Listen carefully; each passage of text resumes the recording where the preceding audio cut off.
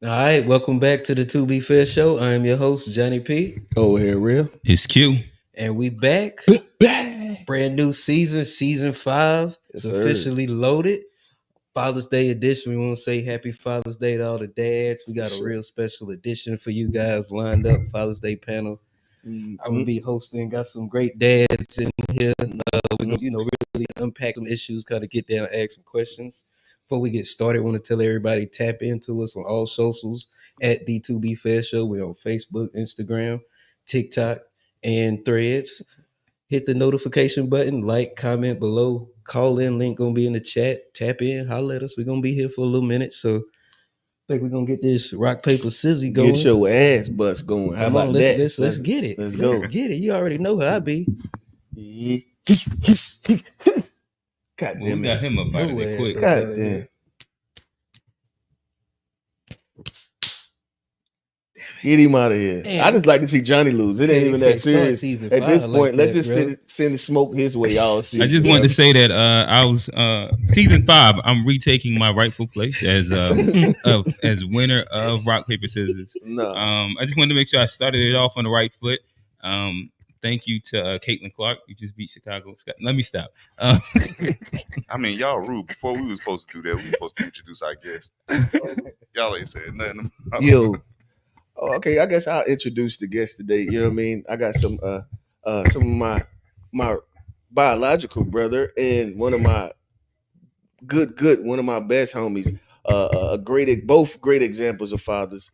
I've been, of course, with my brother his entire parenting experience, and then with my guy here, really parenting and his how active he was a thing that kind of like was like, okay, no, that's a homie, like, you know what I mean? That was one of the things that really kind of made me want to gravitate closer to him and, you know what I mean, understand him. I'm not only just with his kids, but his nieces and nephews and the care with all of the Jews. Like it was inspiring to see.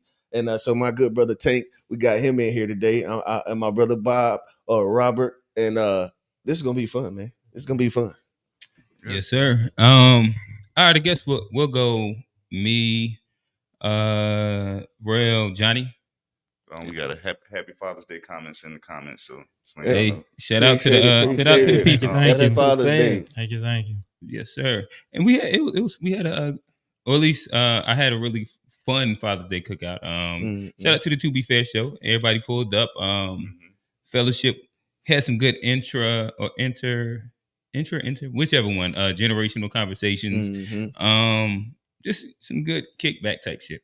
But Tone, let's get to these memes. All right, what you got from who's first? You? Me. Johnny's last. Yeah. For this week. So we'll start with the first one. Shout out D-Dre. D-Dre, he was gonna pull up on us. He wasn't able to make it, but this is one of the memes that he sent in. The first one.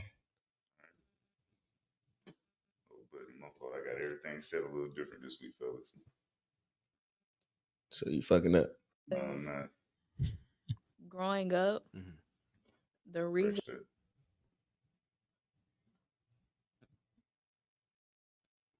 Wow. How's your dad and your mom's relationship, if I can ask that? Right. So, which is good too, because growing up, the reason why he wasn't, really in my life is because of her. You know what I'm saying? Yes, my mom. Because she moved me from California to Georgia without telling him. And, kept me away from him for years, and because of the anger that she had with him, you know what I'm saying, it had nothing to do with me, you know. And so throughout the years, we would like email each other, me and my dad. We would email each other. I would have to sneak and do it though. Wow. Fellas, I'll just Sure, leave it at the conversation that you said. The title says my mother. Tone, read them. My mother's anger kept me. My mother's anger kept me from my father. Let it get y'all reactions, fellas. I think that's oftentimes a situation that a lot of people don't talk about. I think there's a lot of situations where you get like so-called deadbeat dads from that we don't address because it'd be like, you don't really get no credit for not having or not providing or not being like, you don't get no credit for that. But like a lot of time men just don't talk about this stuff, but like in public. But when you talk amongst men, I hear about stuff like this all the time. This is a normal. It's unfortunate, but it's crazy that happens. And I think we're getting better with this within our community, because we're at least talking about it now and addressing that this happens. Yeah.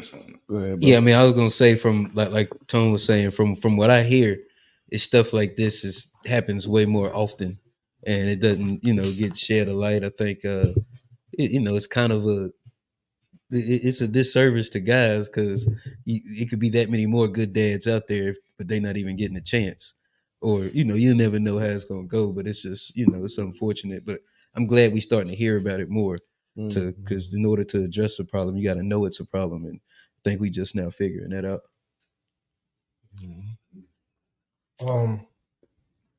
I mean, what I see out the situation, I see like kind of afterwards, like, I mean, the mom can call the pops a deadbeat, but I mean, I feel like it's the child's decision. You know what I mean? Like, I mean, if you kind of pay attention to it, you see that as the child got older, they start communicating, and that's what I call a new beginning.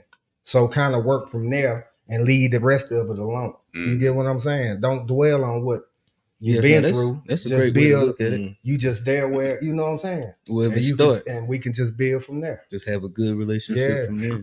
That's kind of how I look at it. Yeah, and I think something too that I've been hearing is a lot more fathers like really being willing to go to the courts and petition the court about their custody rights, and I've seen a lot more of that and hearing that conversation being louder for sure. One thing, hold on, before we go too far, and it's not about this though. I want to go ahead and give some respects to the women this year, bro. I've been looking. Purposefully looking to see if I was going to see the same type of Happy Father's Day to me, and like throughout the years we've been seeing them giving themselves kudos for fatherhood and shit, and it's kind of been making me a little hot ever since I had kids. Just seeing that, it's like, bro, are you serious? Like, are you serious? And I don't see that this year, and I want to give y'all a kudos round of applause, because you're making some well. We need that. It's a positive push. I love it. We appreciate y'all for just taking Mother's Day. You don't need both. We appreciate you allowing us to have. I will say there is definitely it seems like it's more of an active influence of fathers going around. Like, I see it a lot more now, and it's like, I love it. I see it a lot more now. Videos being shared with fathers throughout the year, not just Father's Day. So yeah, shout out to us too. Clap up. Yeah. Big facts. So I think one of the key changes in our society that has happened is there are more men speaking out more. There are more podcasts with guys expressing things that women don't or didn't used to hear very often. There are more men advocating for fatherhood. There are more males coming together. It's one thing when one man says something. It's another thing when you can scroll through your feed and there's man after man after man saying the same thing about the same stuff. That changes how people have to perceive the reality of the situation. Yeah, and I also feel like we got to give like a lot more kudos too, because I'm seeing a lot more fathers just being active in general. Like, our generation is actually changing something that, like, you know what I mean? Like, I feel like like our parents didn't necessarily, you would hear that single mother narrative a lot more often, you know what I mean, than we're seeing, or at least, like, I ain't gonna say single mother, I'm gonna say like the dad being absent as a whole, being absent. You don't really hear that as much as you used to, or see it as much. Or I'm just speaking from my lens and my scope. I haven't heard that as much. So we definitely are doing better in trying to break these generational curses within the community, and it'll be, the fruits will bear fruit that will be great for the community for sure. Go ahead, Tom. It looked like you better read some comments. Yeah. Okay. We already got the Happy Father's Day out the way. Right here. Women think just because you don't want them means that you don't want the child. No, it goes the other way around. They don't want you, so they get rid of the child. I already knew Unc was gonna want smoke today. He kind of put that in my ear yesterday. Happy Father's Day to all the premium black.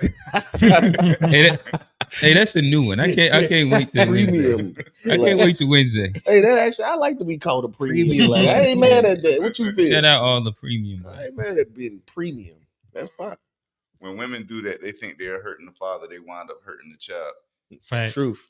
Yeah, it's unfortunate. Some of us was hurt children. That is a We just had to definite grow up and fact. learn how to deal with it. Like, happy Father's Day, guys.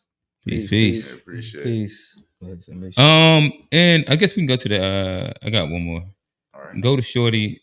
Father paying $1,000 a week. That's crazy. So, I think my wife showed me this earlier today. Yeah, it says A Charlotte. woman says her baby father paying $1,000 a week isn't enough to take care of her and their 3-year-old son. My BD think $1,000 a week can do anything for me and Amari anymore. I need more than this. Why he won't be seeing his kid? Fuck. Wow. Yeah. At some point, I'll be starting to think like for you to put that out there, it's almost cap. You know what I mean? I don't think, you know what I mean? But we'll address it as if it is real. I think we'll just take it at face value. The thing is that what do you have to do with what he's paying? That's the problem right there. Because you're talking about for me and my child. But the support's not for you. The support's for the youngin'. And it don't take $1,000 a week to raise nan youngin'. Mm-hmm. Not even close. That's what I'm about to say. He already supporting her. Like, not even close.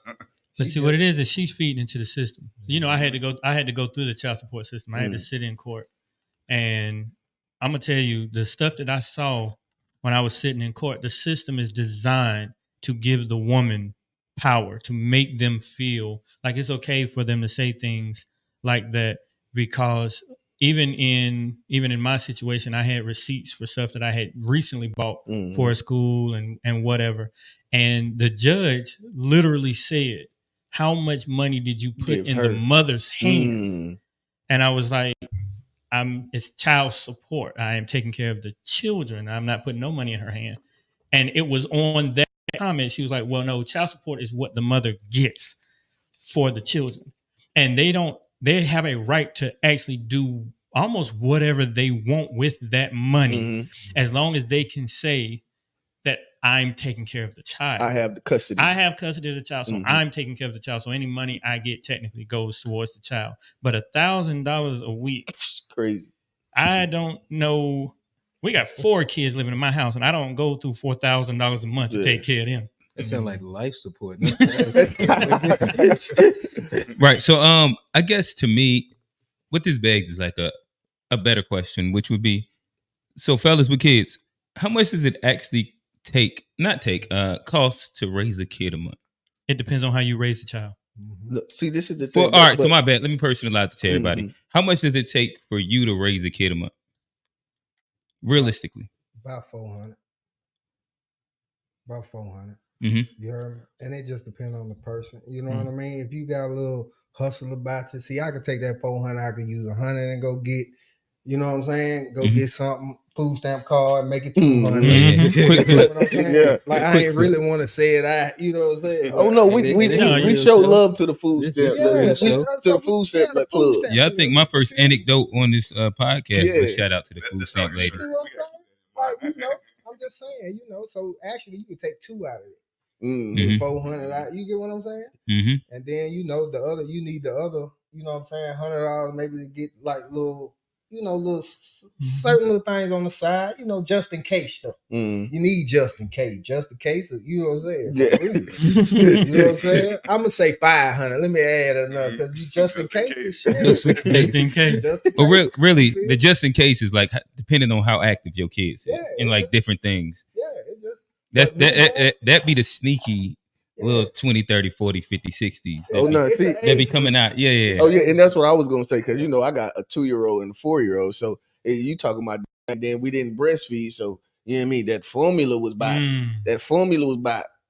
I want to say it was probably about $40 a can. I was using we didn't necessarily want to go with what they was giving. So, you know what I mean? Something that said some brain development and some immune support and all this. You know, you get the shiny label. You know what I mean? So I don't know if we was throwing good money out the bad or not. If it make a difference, I don't know. But I'm just saying.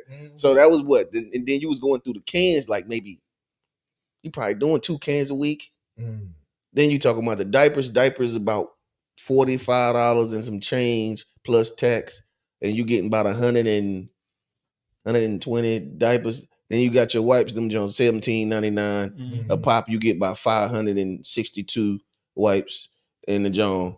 So having a flashback. I'm telling you, it get dark. It get dark. I had to go get one of them cans the other day. Them prices is up there. I got 2 of them for a customer I was shopping for. Them Jones was like $100 just for 2.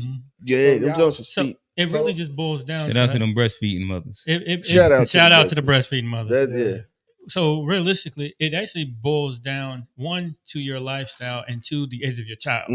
Because there are some people who can take a 1-year-old, a 2-year-old, and all they have is $500 a month, and they live off of $500 a month. There are other people that will take that same child and will tell you $500 a month ain't enough, but it's not because it's not enough. It's because they're not making it enough. And the younger your children, like you naming diapers and wipes, that's why I wouldn't have a child right now.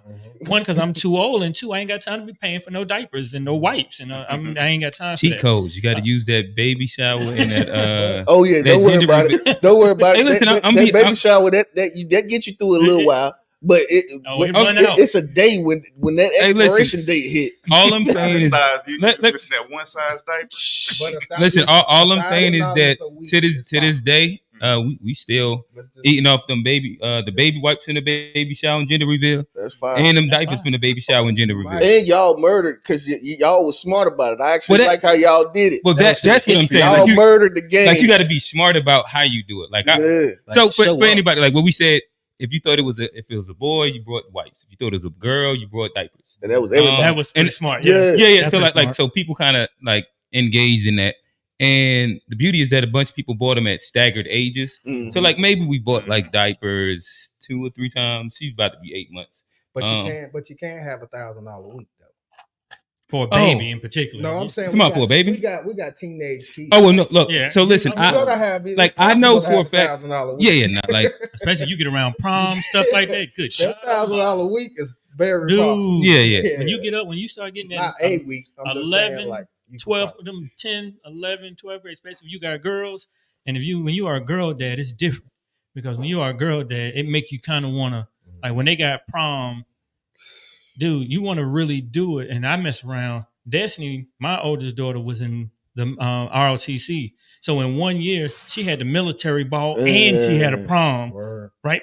So, yeah, in that instance, it would have been like, yeah, okay, well, I'm going to have to. It'd be within a matter of weeks at that. Oh, yeah, easy. Like, why do they do that? Yeah. Put the military ball and then the prom right there. Yeah, and no, like I said, to me, depending on how active your kid is, whether they're in sports, whether they're in like dance, that's really expensive, like the aerobics, like that whole majorette thing, like that's some money suck that's happening now too. But you wouldn't deal with that with a 3-year-old though. Oh no, we was having a conversation about like the teenage, like inside like different age groups, like that $500 to $1,000 month or week. Easy. I didn't seen that too many times. You be like, I got a couple dollars, and it'd be like, well, parents, we need dues for this, and we about to go here, and we need this new thing right here. And you still got the other stuff at the house. You still got to pay. That's it. You see what I'm saying? So easy. But I was at 3 years old. That's $1,000 a week. Yeah, that's a lot for a 3-year-old. Oh no, that's excessive. $4,000 a month for 1 3-year-old. That's medicine. Yeah, I'm close to the tank. I think that's pushing it. 400 just on the bare necessities. That might be a lot. Yeah, that might. Like if it's not a month that you need to get them some sneakers or some clothes, then like them surviving ain't really that much money. Yeah, exactly. Like I think that gets over exaggerated, but that's my time. All right. Oh, what's on me? I got some shit. Let me see where we're gonna go first. Damn, that was my boy. To my Charleston. Charleston, right? You know what I'm saying? Hey. I ain't gonna go to Charleston right off, but that's a decent clip. Go up, scroll up for me, brother. We're gonna start. Scroll. Keep going.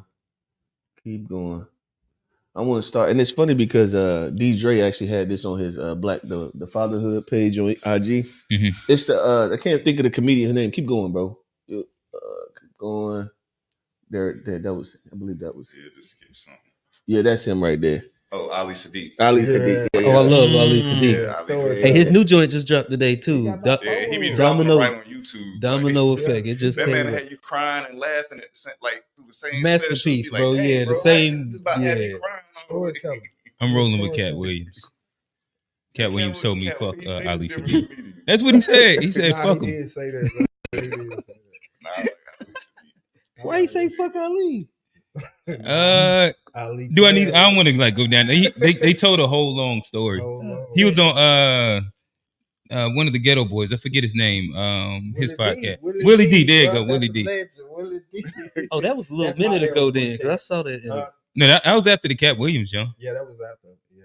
Before we go there, I'm gonna go ahead and just go through these comments. Okay. Topics.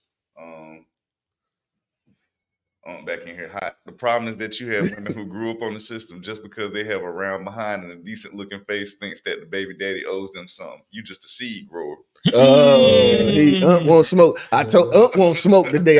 He told me yesterday he was hype about the smoke that he had. Yeah, he started priming his goddamn tank yesterday. Yeah. Women who use children as a cash cow really don't have the child interest at hand. They are only thinking of what they can get out of the man. Yeah. So, another fun fact while y'all was talking about the child support system. So, as we all know, I had my little stint of separation, and I was like, "Well, I'm gonna go down there and talk to him myself, put myself on child support." Then I went down there, and she had like asked some questions about income, and then she turned the computer around and showed me what that number was looking like. How you come up with that? I was telling you, man, what you? I gotta bring my mortgage statement in here. You want to start? They don't care about You know that. what I mean? You want to see? You know what I mean? But and then, but also something that a lot of people don't know is that you all can agree on an amount. So if you and her, if you talk to her and she says $100 a month is good with me, they'll put it in for $100 a month and she'll get all of the assistance. If y'all can come to an agreement, it doesn't necessarily have to be the max. But I mean, like I said, I understand the human part of it where, you know what I mean? I don't think that's the right way, but I could understand the mind where they're like, oh, nah, based on our numbers, it's 800. Well, but hold on, you know what I mean? The agreement. So you talking about that 8 plus that 7 in food stamps plus the you know what I mean? That number they start stacking that shit up and it started looking real good. I seen the opposite happen when the shorty, like, they had the agreement and shorty didn't think it was enough, and she went down to the place and they cut the shit in half. She was sick. So she should have. They happened the other way. I don't know how often that happened, but I definitely remember seeing it. Ain't often. Yeah, it ain't often. Right, let's keep going. Go ahead. Women need to stop thinking that just because they had a child by a man that they own the man's bank account because they grew his seed. $8,000 a month is $52,000. That means that the child support is higher than most people are making. So she's just reaching because she's upset because he don't want her. He said 8,000. We was talking about 4. Yeah, it was 4. Still love you though, man. Hey, that's still $26,000 a year. Oh no, it's crazy. That's a lot of money coming up. It's a lot of bread. Run that Ali Sadiq real quick. All right. I don't think 8 is 52. Yeah, I ain't mad. So check that. In the world, I've done the Father's Day is the worst holiday in the world. I've done the research. I already know. Let me tell you something. Mother's Day is the second most celebrated holiday in the world. Christmas is first. So that means it's Jesus, then your mama. You know what Father's Day fall at? Number 20. I can't think of 18 other holidays. Do you realize Halloween is number 6? That means ghosts and goblins go before fathers? Arbor Day is number 13. I don't even know what that is. Arbor Day. I just know it come before me. That's crazy. Columbus Day is number 16. Celebrating Columbus Day is like celebrating somebody finding money in your house. Where you get that $50 from? I discovered it in your kitchen. Father's Day is the worst holiday in the world. Father's Day is like celebrating. Hey, 20th is crazy though. Like that's a wild like. That was funny. Hey, and I think I think it's twofold too. Like I think that is, of course, Father's Day, gets hijacked and all, But I also say that you ever notice, like as a dad or as a man, when the man holiday was your birthday or whatever it's about you downplay the shit out of it, and everybody else goes off your vibe. Mm-hmm. Like the fact that you downplay your day as much as you downplay your day, that's also a reason why people be like, oh, I mean, he don't really care, so why would I care more than he? You know what I mean? I'm not saying that it's right. I'm just saying that we also do that to ourselves as well. And I'm done doing that shit. I want all my my boy Tank said he want all his ain't no Santa Claus. Hey, none of that. Me. I want all my me. It's all me. He don't exist. It's me. Santa Claus. I wrote the exact same way. I wrote the exact same way. Tank. Hey, and I feel the same way. Or your mama. Your mama, she's Santa girl or whatever. Yeah. Mrs. Claus. Mrs. Claus. What? Nah, she. Yeah, we gotta edit that. Nah, but I'm saying, you don't get my credit. Nah, I want all my shit too. Like it's funny because at first I didn't really think, but I want all mine. And my wife got me a dope a groom's kit, like a beard, groom face, all that. Good lip balm on it, but I need to start doing better. I wonder why men do that anyway. I think it's this thing where men think it's soft to be excited about something. Like we was raised like that. We was raised like that. Pops and all them, they act like that. Yeah. But let that game be on. Niggas be all excited. Yeah. Oh yeah. Yeah. Like you not supposed to get excited about getting stuff. And you can't be you're not as disappointed when people don't celebrate you, if you don't hype yourself up to be celebrated. Yeah, I think we already know, like, you like, nah, when Father's Day comes, you're gonna get a tie, they might give you a hammer, a couple nails, some stuff like that. I ain't fit to get all hyped up about no Father's Day because I know they don't care. And that's what has been fed. Like even what he said. Again, you got somebody on here, he's saying something that a bunch of other guys throughout history has said, and they're raising their sons to, hey, when you become a father, just worry about it. Ain't nobody gonna care. It's gonna be a thankless job. So when we get ready to come up for Father's Day, we just kind of be like, all right, well, we don't make a whole big deal out of it. Then when they don't get me anything, or when they don't, then it's not gonna hurt as bad. And I'm not gonna lie to you. I ain't gonna lie to you. I've decided that I'm not opting into that one, bro. I'm opting out of that shit, bro. I told my daughter I could tell she said something to me, and she's 4. I could tell she said something to me to try to hurt my feelings. And I told her, you hurt my feelings, Nana. You hurt my feelings. I want you to know that you hurt my feelings, and I don't feel like talking to you right now because you hurt my feelings. You know what I mean? So I'm trying to make sure that you understand that men have feelings as well. There's a way to treat a man as well. I'm standing on that. Like I'm standing on that because I go all out for you. All out.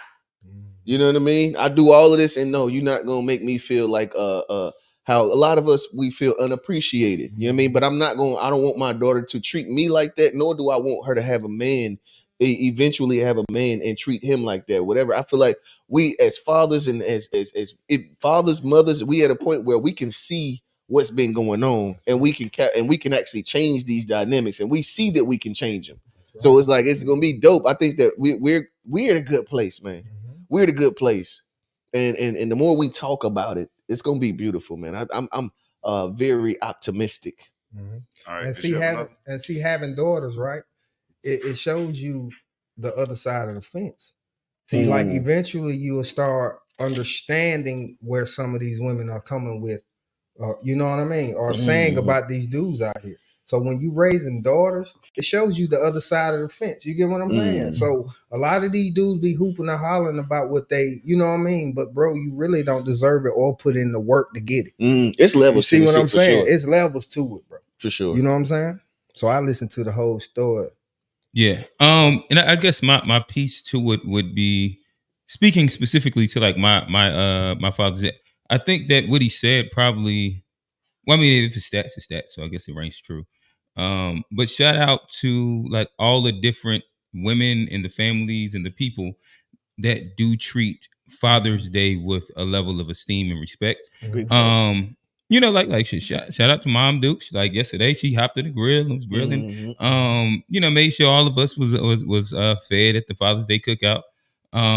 Like today, my fiance, they do it. Like this is my second or third year, I want to say, going to like their thing, but they have an annual event for the fathers in which they spare no expense. So they rent a venue, like they got a whole like bar, like person working the bar, free drinks. That's cool. And it's like the good shit. It's like Casamigos, it's Hennessy, it's like it's still a little left in my cup right now. But yeah, that's what. Like full food. Like I mean, they had like the little like they have like the full like what is it, like the PowerPoints, people come up and they say their pieces to all the dads and shit like that. They ain't playing.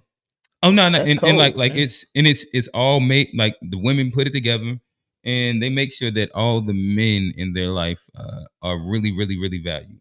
And they raffle off gifts, but they literally give every dad gifts as well. Like they have like literally they come up and then they just pass it to you. They give all the guys cigars, different shit like that. Like they really do take it like a step to make sure that the dads are appreciated. So shout out to all the people that are actually making Father's Day like a real fire thing. If you don't mind me asking, what generation of their family is doing that? Is still or doing what generation is planning it? Yeah. It is so I guess it's the mother, like the mom's age. So like Taj, mom and them. Like I think it's her, what is it called when her brother has a wife? In-law. All right, so her in-law, the mom, like I think she's kind of like the linchpin to the whole thing. But then it's like Taj and all of them. It's her mom and all of them. So it's like those two generations. Like our mothers and like our literal generation. Yeah, so it's like I guess 50s and 60s, and then it's the 30s, 40s. Yeah, I think it's dope. We at the age where we start throwing the events, so we're the ones in charge and everything. Like even your cookout yesterday, I was tired, but I was like, nah, man, I'm going to the cookout just because I appreciate the fact that you're throwing the cookout. Oh like, yeah. Like our generation don't really do much stuff like that. We're starting to understand that it's our job to do it now. So I can't lie. Cool. It sounds I don't be throwing shit. I need to get better, bro. I don't be throwing shit, but I just be, you know what I mean? I got a lot of moving pieces. A lot of moving pieces. I got to get better though, because like you said, it's at the end of the day, and we can see this in like families where you see like the grandmothers passing, and now it goes down to the next generation. And a lot of the customs or the norms that you had within your family, these things dissipate as the generations start to, or as the generations get to the point to where they should be stepping up to take the family by the horns, you know what I mean? And pushing it in the same direction, the things that worked, keeping those things and adding new things and doing, you know what I mean? And we kind of like, we start to drop the ball. And that's something I'll commend my brother Bob on. That man will throw the thing at his crib every time. Bob he will do that. Like that. Bob always been like that too. He always been about family. You know what I mean? Before kids, he was like about family too. Bob would do the thing, though. That's the thing. Yeah. Bob get his head. He always would do the thing. I think that's dope. No, it's super dope. It's super dope. Yeah, nah, for sure. Can I get one more? I don't know. I had some tough ones in there, bro. That was just the kind of funny-esque one. Where we gonna go from here? Yeah, I want to hear from Charles. I know TD Jake had some diddler problems. Diddler. He was diddling around. But what I will say is that what is it? I don't like the messenger. Like, bro, you can a nigga that's on coke can give you the gem of your life. So we gonna let him. We ain't gonna talk about his booty hole. We just gonna listen to him real quick. Throw him up there, bro. Let me hit TD. I kind of don't want to hear. I kind of don't want to hear. Yeah, now that you like said his booty hole, I was like, all right, fuck it. Why we be talking? Don't worry about it. Skippy. You definitely messed him up. Yeah, like we could have just pushed play and then like It was the intro that did. Hey, I didn't. He did it to himself. Yeah, I didn't do anything. I wouldn't come out after the intro like that. Y'all got it. You can't compare. I'm going outside. Okay, so give me Charleston then. Give me Charleston. So that's why you always see the niggas who got daddies seem a little bit more cool, a little bit more collected than the niggas who cute like they mamas. How do we move towards a place where black men aren't so emotional? You can't. You can't, homie, because the only way you can not be emotional is you have to have a father who teaches you and trains your emotion. Other than that, your mama, you have to be emotional because that's the only time your mother whoops you. You got no spankings when your mother was calm and not emotional. So that's why you're emotional. You were disciplined with emotions. You weren't disciplined with logical rules to follow. You got spanked when you were frustrated. You didn't get spanked calmly and taught why you were being spanked. So you can't undo this, homie. What's done now, we can't undo this. We'll be dead and gone before we see a new group of men that don't respond like us. As a black man, what can I instill in a young black boy to make sure that he doesn't respond with emotion? Treat his mother right and train your child's emotions. So it means you have to spend time with your son. You gotta spend a lot of time with your son. He gonna be the cool nigga who friends follow him because he cool like his daddy. They gonna be cute like they mama, where they dress, where they look, but he gonna be cool like his daddy. So that's why you always see the niggas who got daddies. So and I'll what inspired me to send this in to like listen to this was that, of course, there's not a one shoe fits all scenario. So not all guys fit that what he's saying, right? There are exceptions to every rule. But what I will say is that there is when I was going, let's say I'll just use like my middle school years, right? I went to Coolwood Middle School, right? And then you could literally see there was a difference in the dudes that had their pops around. There was a difference. Like I think that the guys that don't have their pops around most often are louder. They're more, you know what I mean? We feel that we have to prove something that they don't feel that they have to prove. They actually, because it's the idea of trying to be something you've never seen. And we were talking about that earlier. Me and my brother were talking about that earlier. It's so like, okay, if you've never seen a man grow up, then you have no idea what this thing looks like or what it should look like. And then oftentimes the uncles don't necessarily be around due to all kind of circumstances. So you're freestyling and you're actually just emulating what the other your peers are doing. So that's what you end up doing. You end up emulating your peers instead of having that man to actually emulate and see. You see what I'm saying? And at least that's how I feel about it. And like, I think that you can really see the difference of, especially a man child. I can't really, a man child specifically, but I would assume, bro, I've not been around in this. What you mean by a man child? A boy. Oh, okay. Like a teenager. I'm just saying like a male. He old. That's old school term. The Grandma Lizzie stuff. Oh man, yeah. Oh, my bad. That's old. That's old. That's old school down south. I had never heard that. Yeah, that's old. A man boy is a man that act like a little boy. No, but a man child is how elders refer to boys. Boys. Yeah. Wow. Oh, elders refer to boys as men. Statement. Yeah, like, but we grew up with our elders, though. We grew up with our great aunts and uncles. You a little boy, you born and already a man. It's a man child. Well, I mean, and like I said, I've seen a difference. You know what I mean? There's guys that you grow up with that you can literally see, and this dude just naturally has a different confidence. And I always talked about like, how do you build confidence? And like you know what I mean? Over time, that was a question that I had for years, was like, how do you build confidence as a man?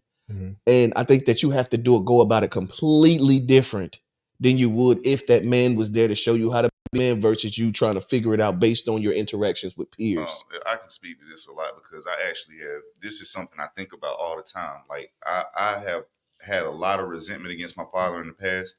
And I mean, I may still have some, but overall, I just kind of just accepted it as what it is. But one of the things I realized when I became an adult, it's like there's a lot of stuff that he could have prevented me from even doing just by being in my life and talking about. Like even if I would have seen a father trying to do stuff from a visual perspective, like my mama's, like how my mama see things, like how Charleston White was talking. He gonna be cute like his mama, and he gonna be cool like his daddy. Like I was trying to be cute like my mama at a certain point in time, not realizing it, but it's like that's what you thought was the traits that was like, and it's like, no, that ain't even the traits women like. Yeah, I ain't gonna even say what I was thinking right there, but yeah, they ain't even the traits women actually like. Like they might sit there and say this one thing, but really is this. Yeah, and it's like I didn't understand that until I got older. Like I've had to do a lot of repairing over a lot of different things, just in my adult life, where it could have been prevented.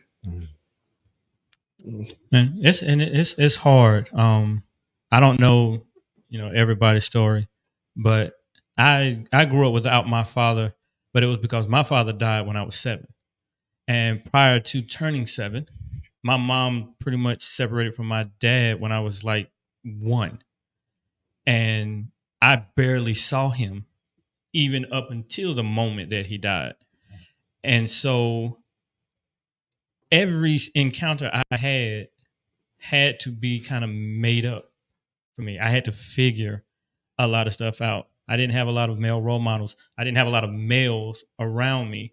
And one thing, I've said it to my mom multiple times, women cannot teach boys how to be men because you can't teach something you don't know how to do. You can't teach something you cannot do. And so, but one thing women can do is teach young boys how to be good people. And if they instill those morals and values and stop trying to turn boys into the men they want and actually focus more on raising the males to be upstanding, then when they become adults, and like Tone said, they can actually reflect back on some of the stuff that they've seen and be like, all right, this does not work, or this does work. Because when you grow up without seeing it, you really don't have any other choice but to try to figure it out. You're freeballing manhood, which is dangerous for most people. Most people aren't really good at it. Most people don't get really good at it. But when that's the hand that you're dealt, that's really all you have. Yeah, getting good at manhood in your 30s is like a disadvantage. Like it is though. It's like you miss. I feel like I missed my whole 20s almost. I kind of figured it out near the end, but it was like, man, if I would just knew certain stuff early, just a little bit earlier.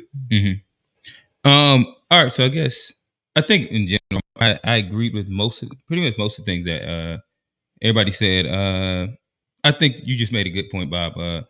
The idea of like raising good people and not explicitly a gender archetype, especially if you're like, say, a woman raising a boy or a boy raising a woman. However you kind of want to do it, where one thing that's valid across the board is good people.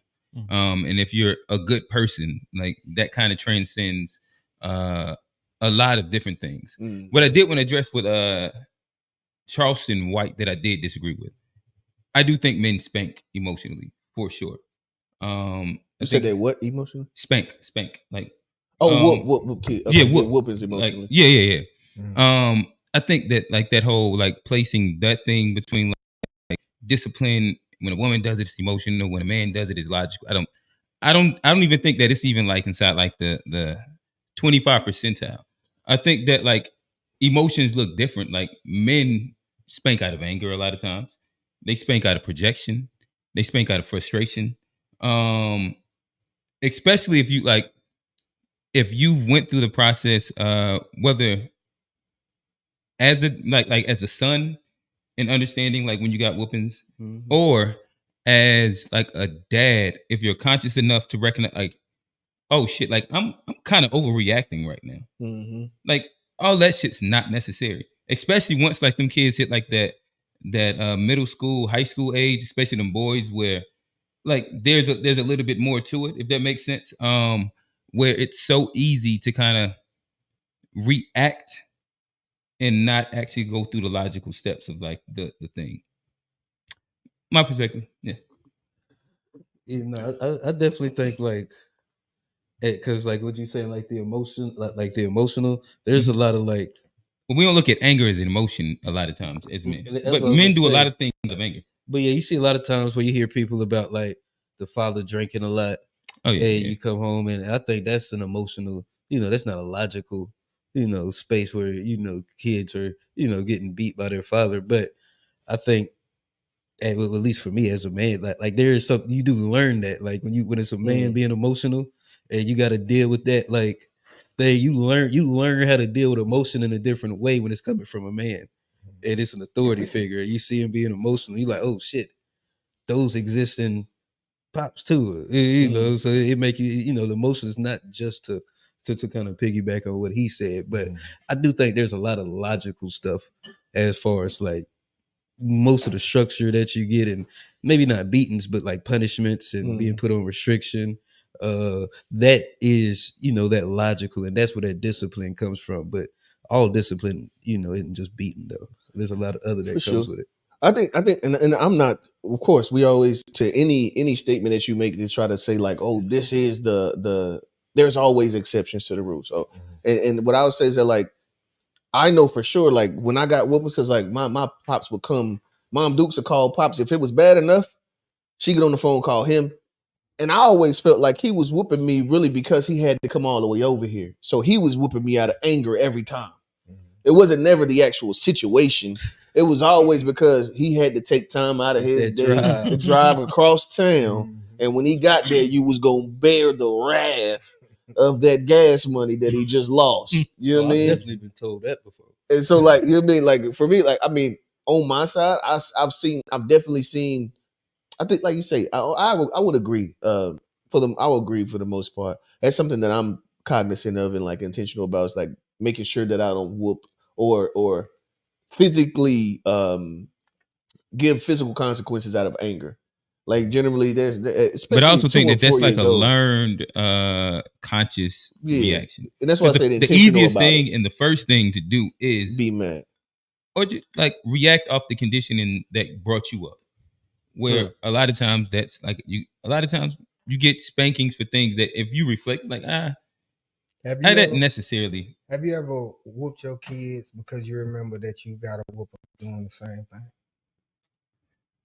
Let me think about that. Oh, yeah, I can't. Mine too young. I don't remember. See, you know, we were trained. Yes, we were trained these behaviors, right? I think yes. Yes, we were trained these behaviors. So it was normal. You know what I mean? We trying. It's getting better as we get older. Yeah. You see what I'm saying? We actually having conversation with our sons now. I don't remember too much. With my pops, I did, right? But I'm just saying the overall. It wasn't a big thing back in the day. You get what I'm saying? But now it's getting better, bro. You see what I'm saying? Like we coming a long way. A lot of people don't see growth, but I do. Probably just because it just ain't came as fast enough for that person. You see what I'm saying? But nah, we getting better, bro. We getting better. I actually come from a house full of females. Twin sister, baby sister. It's just a whole bunch of females. I am a very emotional person. You get what I'm saying? So, you know, I had to learn. I ain't have nobody to play with in the house. I had to go outside and play.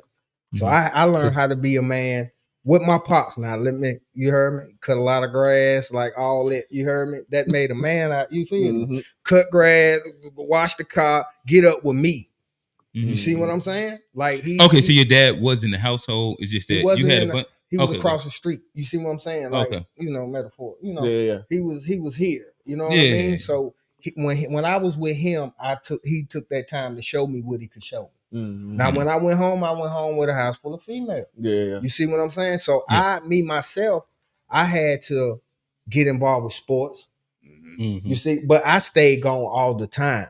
Like I was involved with everything that I could get away from the house with, like because I wanted to. Because it was just an abundance of girls. I wanted to be out.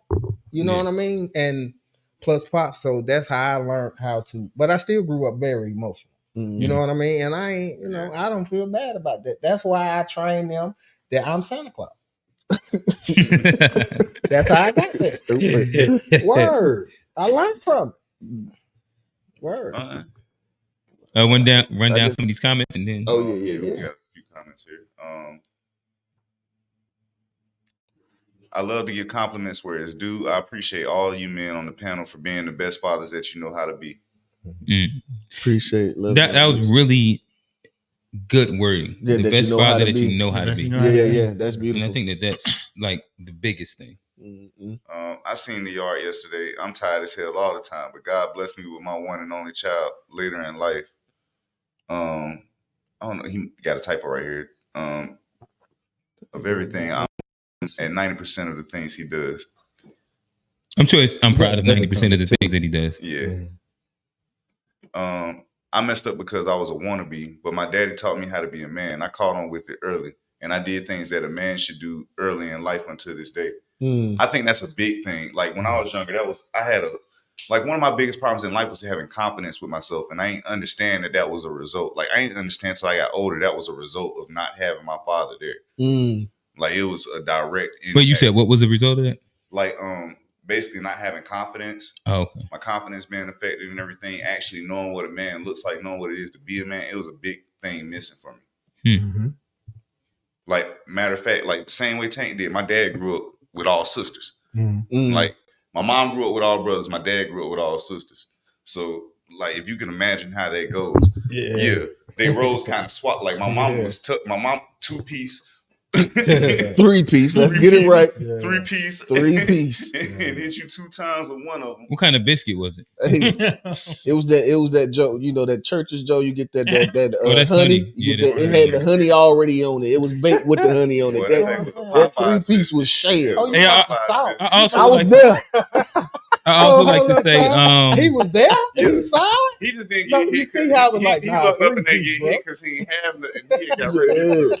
He would have got hit too if he would have had. I believe it too. I ain't even gonna lie. I would believe that it might have been a 4-piece if I would have, or we all might have caught one. Hey, can I say this real quick? It to be a 2-piece. It could be a 2-piece. No, that's a lie. Yo. We're gonna tell this is the truth. Hey, but I want to give a quick shout out. Hey, shout out to the boosters. Because listen, I was at Walmart yesterday just picking up stuff for the cookout, and I'm in Walmart. Albemarle Road is right there, so it be things inside there. And I see cousin there, and like I'm talking about pants full, got the Louis bag full, then he got the thing on his back full, right? And I see him, and he goes to the front, and I'm just kind of like I'm checking out anyway, so I'm just kind of looking like how you gonna do it? And like he walked all the way through because Walmart now is mainly self checkout.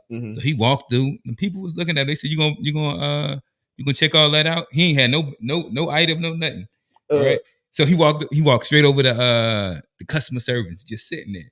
So I'm just still there, just being nosy, checking out. Ding, ding. They didn't call the security, and so as I'm walking out, like.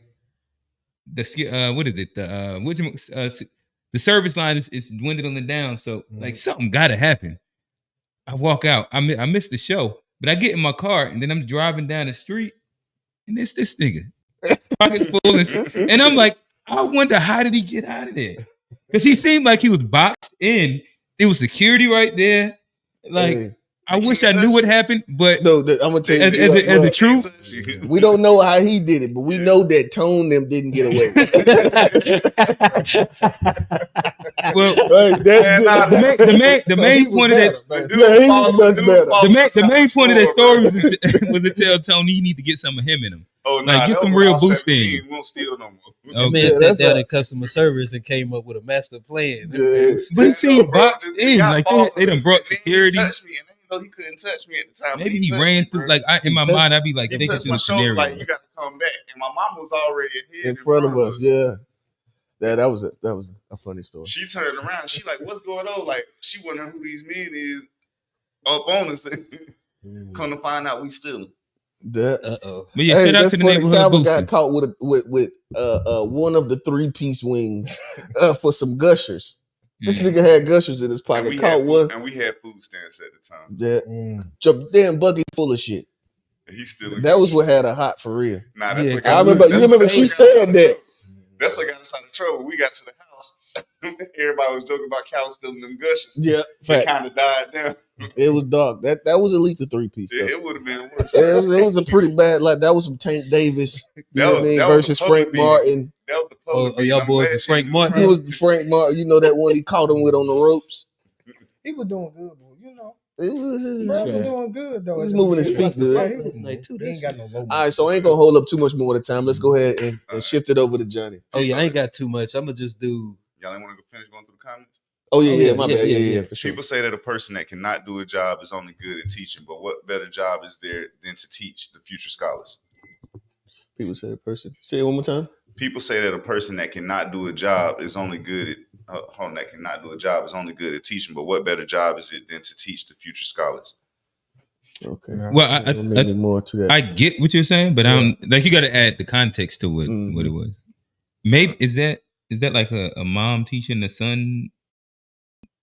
Would that be in response to that? Let's see. I think maybe they're doing Tara like responded to him. Let's see what she said. She said, I think that saying is speaking to the fact that those who are successful in the subject are doing it, not teaching it. So you're not learning from the best, but the ones who can't cut it. Oh, okay. I understand they talking about. They're talking about when I made the statement about you can't teach something you don't know.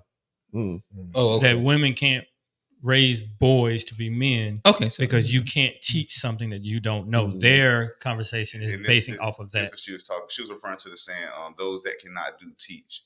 So basically, the people who can't do teach. That's what he was talking about. Yeah, he said, It was like the idea of the basketball coach. You know what I mean? Most of the coaches don't actually play. Steve Kerr. Well, no, but I think inside that we don't need to go into a basketball conversation. But I do think the better coaches aren't ones that play basketball really good. Mm-hmm. I think that if you're like really gifted athletically, I see it all the time.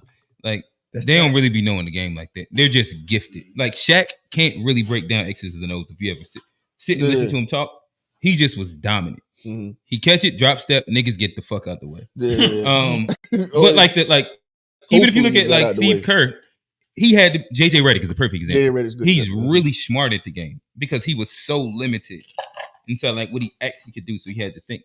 Well, yeah, you gotta be a little more intellectual about it if you're not you know, if you can't jump like LeBron or something, you gotta figure out how to get them buckets.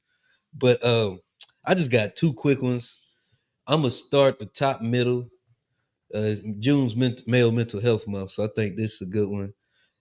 We had him on one of our memes before. It was fucking hilarious. He actually made a lot more sense on this one, so I want to redeem him. All right, which one? The top row in the middle. And go through things alone instead of talking about it. Me personally, I can't speak for everybody else, but I feel like everybody don't understand. Everybody don't understand. Some people are here, but they won't understand because they don't feel it. They ain't in my shoes. Right. So I handle everything myself. Like you can't cheer me up how I cheer myself up. So I'm gonna go through this little phase, be to myself. I hotbox a lot. Okay. Hotbox, listen to my music, get me right back happy. You feel what I'm saying? For like sure. life is life. It go up and down. I got it. I'm gonna handle it. Why do men go through? And yeah, I mean, that's I find like what he said. Like, of course, we got community and stuff, and you don't want to go through stuff alone. But he said, "Can't nobody else cheer me up how I cheer myself up." Right. And he speaks about just that internal happiness and not trying to seek that external validation, because a lot of time when you do it, it leads to a lot of disappointment. You be disappointed that your people wasn't such and such. I was there for them. I needed it. They wasn't there for me. And then resentment builds because you had expectations. So if you go through like with the I'm gonna do it myself, hopefully somebody will be there with me. Mm-hmm. But if they not, it'll still be okay because I got this internal validation. I ain't seeking it from the outside world, and that's a tough place to be. It's tough to get there, but I think as men, that's something that we should all strive to be able to do and have that internal. Well, to be honest, I think that. I was about to say, I think it's good to have that, but I think you need a good set of friends. That's what I was about to say exactly. I don't think the goal is to get good at doing it yourself. The absolute goal would be to build a friend group to where motherfuckers is there for you. You know what I mean? That's the best answer. But I understand. I think we all end up like seeing, you end up going through that fire by yourself. Like you end up doing that, and so you grow comfortable. But I think that the best thing would be that you do have a couple of brothers, no big circle, but a couple of brothers that you respect their opinion. You can bounce idea. They have a level of empathy to like put themselves in your shoes and see, what can I do? Or is there anything I can do? And you know what I mean? I think that's healthier. Sometimes there's nothing nobody else can do either. Sometimes there's certain battles you got to fight by yourself. Yeah, I mean, but just somebody, but just talking about it. Just You see what talking I'm about saying? it. They ain't necessarily got to Main physically do anything, but just talking about it is better people than that are there for you. Yeah, exactly. like you say, That's the best answer. It's good to have a community, but there's certain things, especially we talk about certain demons that people got. And we talk about like the what they're fighting. There's certain things, like he said, nobody gonna understand every step that I've made, every mistake I've made, every little single thing. But the thing is, somebody gonna understand, and that's my whole somebody thing. understand a part. Especially think about how like homies, like we've been like niggas been there for 20 years, 25 years. You know what I mean? When you got like real relationships like that, like they understand you more than you think. Bro, You know what I mean? They talked about our worst stuff. Oh bro. yeah, like I would you, not tell nobody. I don't think that the healthiest option is keeping it in at any time. Well, I ain't saying the healthiest option, no. I ain't saying that, because I got 20, 30 year-long friendships and stuff, and I'm very grateful. Even like stuff like this, I got my community, and I'm very happy and very thankful for it. Also, but and like you say, y'all are there for me when I need it. I'll be appreciating it. But there's sometimes you got to get up and just swing that X by yourself. Ain't nobody gonna try. And the quicker we can get to understand and be comfortable with it, the more that we'll all be a little bit happier. Now, you shouldn't hold stuff in if it's really eating you up. Yes, go get the help. Go talk to somebody. Go to your community. But you still might have to pick that X up yourself and be comfortable. More than likely you're gonna end up picking it up yourself. But nigga don't mind listening and helping you try to figure out, well, maybe you should go at this angle. You know what I mean? Maybe you should hit it there, and then you know what I mean? But that's all I was saying. But go ahead. Oh no, I think that what's the therapy term? Self-care, self-soothe. That's more or less what you're talking about. I do think that there is value in being able to, as a man, self-soothe when you're inside like a situation. But obviously, I think a good friend group is valid as well. But at the end of the day, you do have to work through your problems and being able to make sure that you have spaces in which you feel comfortable being able to go through those thoughts, and all that shit is important. Yeah. I think you're gonna deal with most of your problems alone for sure. But like about every problem I have, I got to figure it out. But there are some problems where I literally just talk, and like I talked to one of the homies and ended up finding out like, oh, this is an easier way to solve this. They went through this too. It's an easier way to do this. So yeah, that mental state sometimes just be the thing, like getting out of that mental state that you can't do it or something like that. Like, I think one of the key components to that whole idea of handling it yourself and dealing with it yourself can only be achieved by people who are emotionally mature. You run a chance.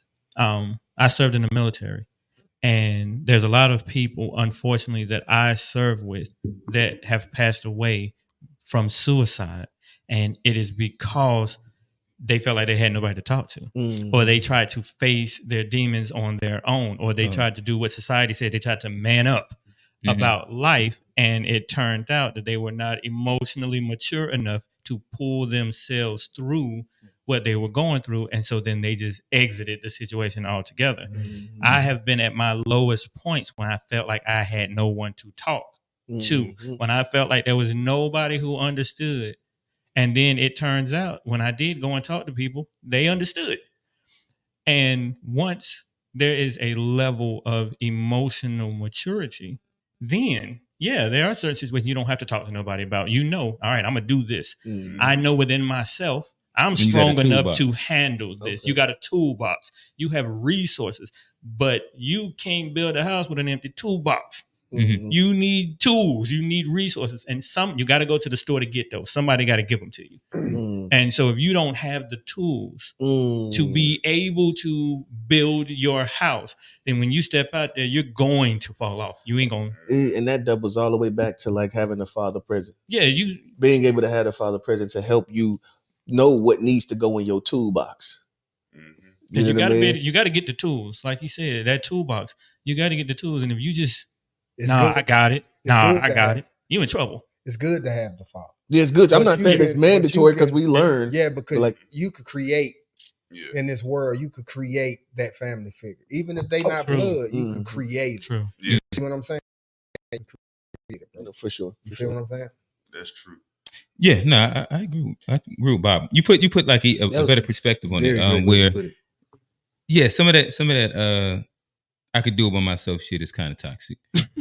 Niggas be having like, I think it's a natural inclination for men to try to problem solve anyway, and I think that's a natural, like maybe that's the reason a lot of us don't like to talk. But niggas also are leading in suicide, so you might not be better at. It might not be best for you to just do some problem solving by yourself. 72%. Last time I saw the statistics, they said 72% of suicides being committed by men. 72. Last time I saw the statistics. Well, I mean, it makes, because one thing that like I was, and this it's not a laughing matter, but I was gonna make a joke, and I'm gonna chill.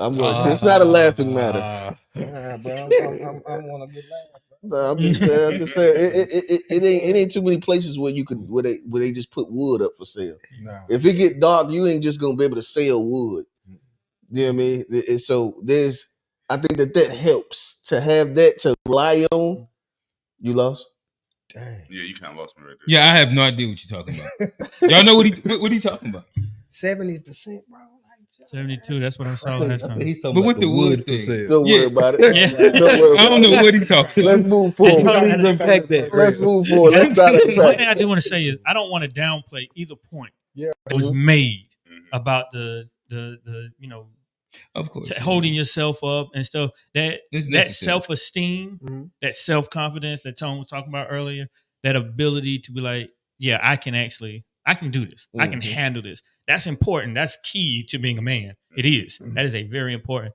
But if you ain't, you might think you're ready. But if you're not actually ready, you're gonna be in trouble. You're gonna be in trouble. And then you need your friends. You need your circle. You need some people to step in and say, bro, you ain't got it. You are not that guy. You just sit on down, grab you a beer, sit on in the corner. We're going to help you figure this out. You ain't got it. You need that. For sure. Yeah. Dave says, Happy Father's Day to all. Happy Father's Day, bro. Happy Father's Day, Dave. Same to you, Big Dave. Big Dave. What's happening? A Netflix Records original. Unc say, thank God for my working parents and my sister's money. I never boosted. They took care of my pockets. Hey, listen. I was boosting that nigga. What we was just talking about that. I think I wouldn't lift some shit. I was lifting. All I'm saying is the dude that was boosting looked like Johnny. Is that a racial stereotype? Is that a racial trope? It's only for the premium blacks. Hey, bro. Hey, bro. It's too close to Juneteenth, man. You can't do that, bro. Oh, let's see. Damn. But Johnny, you'd never do that. You was a spoiled brat, right? I have, I ain't gonna admit to nothing, on camera, but I earned my. I was trying to dig at you and trigger you, but you passed it. I'm emotionally aware, mature. Emotionally mature. I have my dad. Emotionally mature. You talking about I have my dad?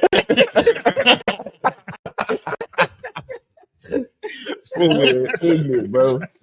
That's fucked up, bro. What you trying to say, bro? Y'all said it. I ain't say it. You have to understand that you are the one that makes you happy. Anyone else can do things that are joyful to you, but at the end of the day, you have to make yourself happy.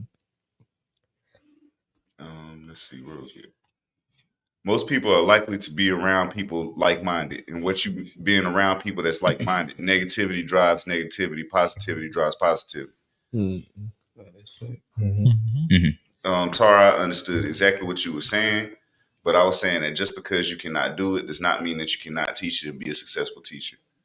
That's true. Tara agrees. We keep that there. Serenity involves discernment. Wisdom comes in experience. I believe that's strong. That's a bar. I believe that's strong. Listen to that, Dave. That's a bar. Writing psalms out here. Proverbs.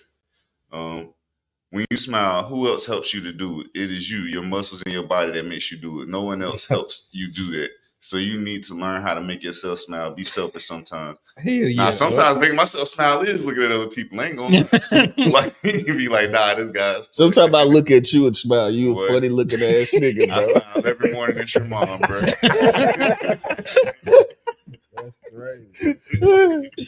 Oh man. All right, where we going, fellas?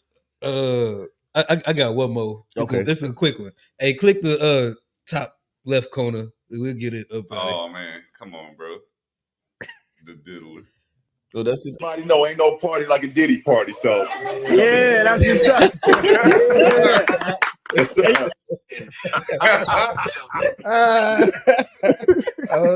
Yeah, at that point, it's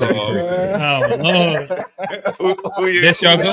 That was funny. That was hard. That's y'all goat, God. That's Yeah. my hey. Hey, that is Jordan hilarious, Cooker, bro. Word. You got any more, Johnny? No, that's it. I'm out. All right, quick comment. Fathers have a way of teaching personal responsibility that is lacking in today's world. People want to blame everything but the person involved. That means they will be in the same situation. Again, Tar with the facts. That's a fact. With the facts. And so, are we done with memes? We got anything else? No, I think we all Yeah, ran we it. good with the memes.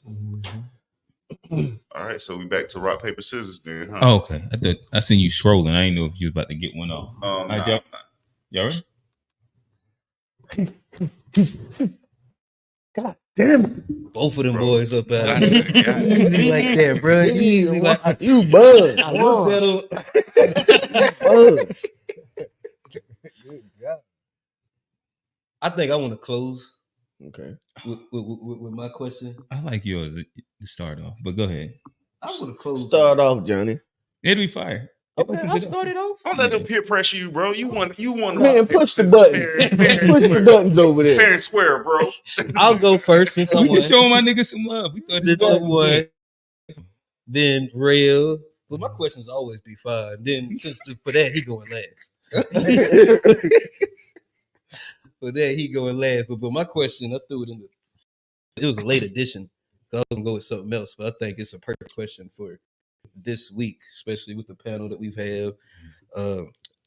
Being a male means you're a son, and it's Father's Day. And I guess my question would be: have us as a generation, have we been good sons? Because we talk about how Father's Day isn't celebrated, and dads, and is there a responsibility on, or should there have been a responsibility on us maybe a little bit earlier to show more appreciation for the dads in our community? You saying rank ourselves? You say That's what? basically You saying it. basically you asking us, or have we been good Have we sons? been good sons? Yeah, like Are you this- saying so? As individuals or Oh no, like as I say let's do both. I think it's fair enough to do both. Well, Us yeah, as okay, a generation, yeah. I was and thinking more us community. personally. And I guess like I'll try and jump in and start. Where have I been a good son? I think that I would probably lean towards I've tried to be a good son. I think that today I got a good text. I was like, dang, I think I did something good. Where I told my dad, Happy Father's Day. He text back, he said, Happy Father's Day. I really enjoyed myself last night. Right? Where like the idea of being able to give back and supply like these different little things. Like I was able to sit and have like a quick little conversation with him about like, hey, I want to do this like anthropology video series with you with these questions, da da da da da. And he's you know up for it and different things like that, and just like the general conversation. But so I think that last night I was a good son. Have I been a good son throughout like my I guess from childhood to now? Probably like I haven't did anything that's been egregious to where like he might look down on me. I think that there's been moments where like words have been exchanged that I felt were unwarranted. But I think that like as he was growing as a dad, I was growing as a son. And those aren't things that I would necessarily hold towards him. But I think that when he sits back and look, he's probably proud of me as a father. And so I would think that I probably have been a good son inside that respect. Generationally, I don't know. I'll toss to somebody else and I'm gonna continue to think about that. Dang, that's crazy, bro. Because I'm just sitting there thinking, I don't think none of y'all been no bad sons. Just knowing you as people, not even having to know your relationship with your parents. Be like, man, just people.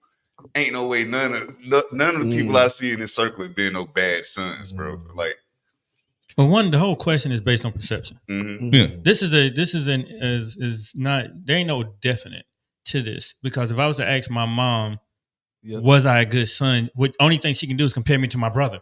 Like, so in order for me to answer the question, I got to compare myself. Yeah, you was good. No, Cujo was different. How about Cujo was different? Cujo was definitely different. Hey, how about this? I know what to say. Cujo was different. I know what to say. Who's the better son?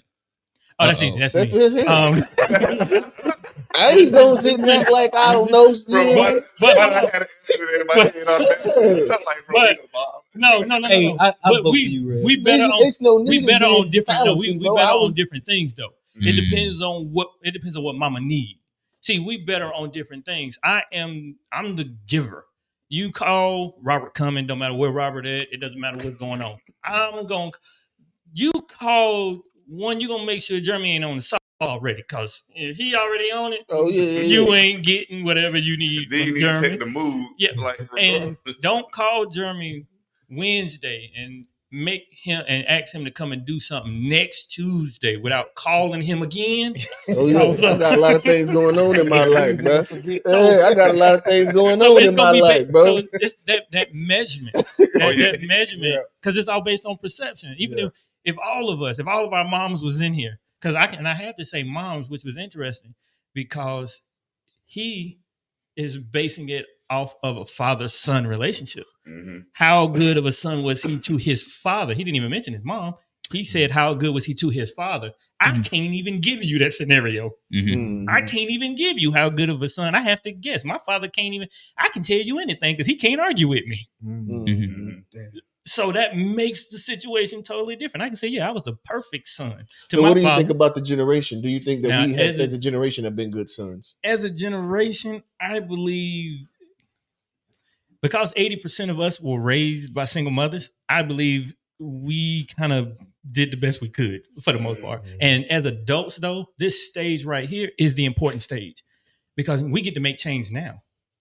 We get to make sure because we, in this conversation, just listening to Q and everybody, in this podcast, y'all highlight important things that the generation behind us can build on and be better. And so even if we as a generation might not have been the greatest, but we didn't have good examples, we can actually ensure that the generation after us, when they are asked this question, they'll be like, yeah, our generation is on fire because the generation before us taught us how to be on fire.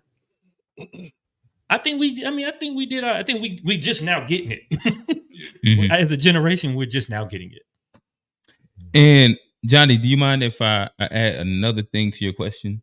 Because I think that, as Tone might have said, we all probably are going to feel that for the most part we were good sons.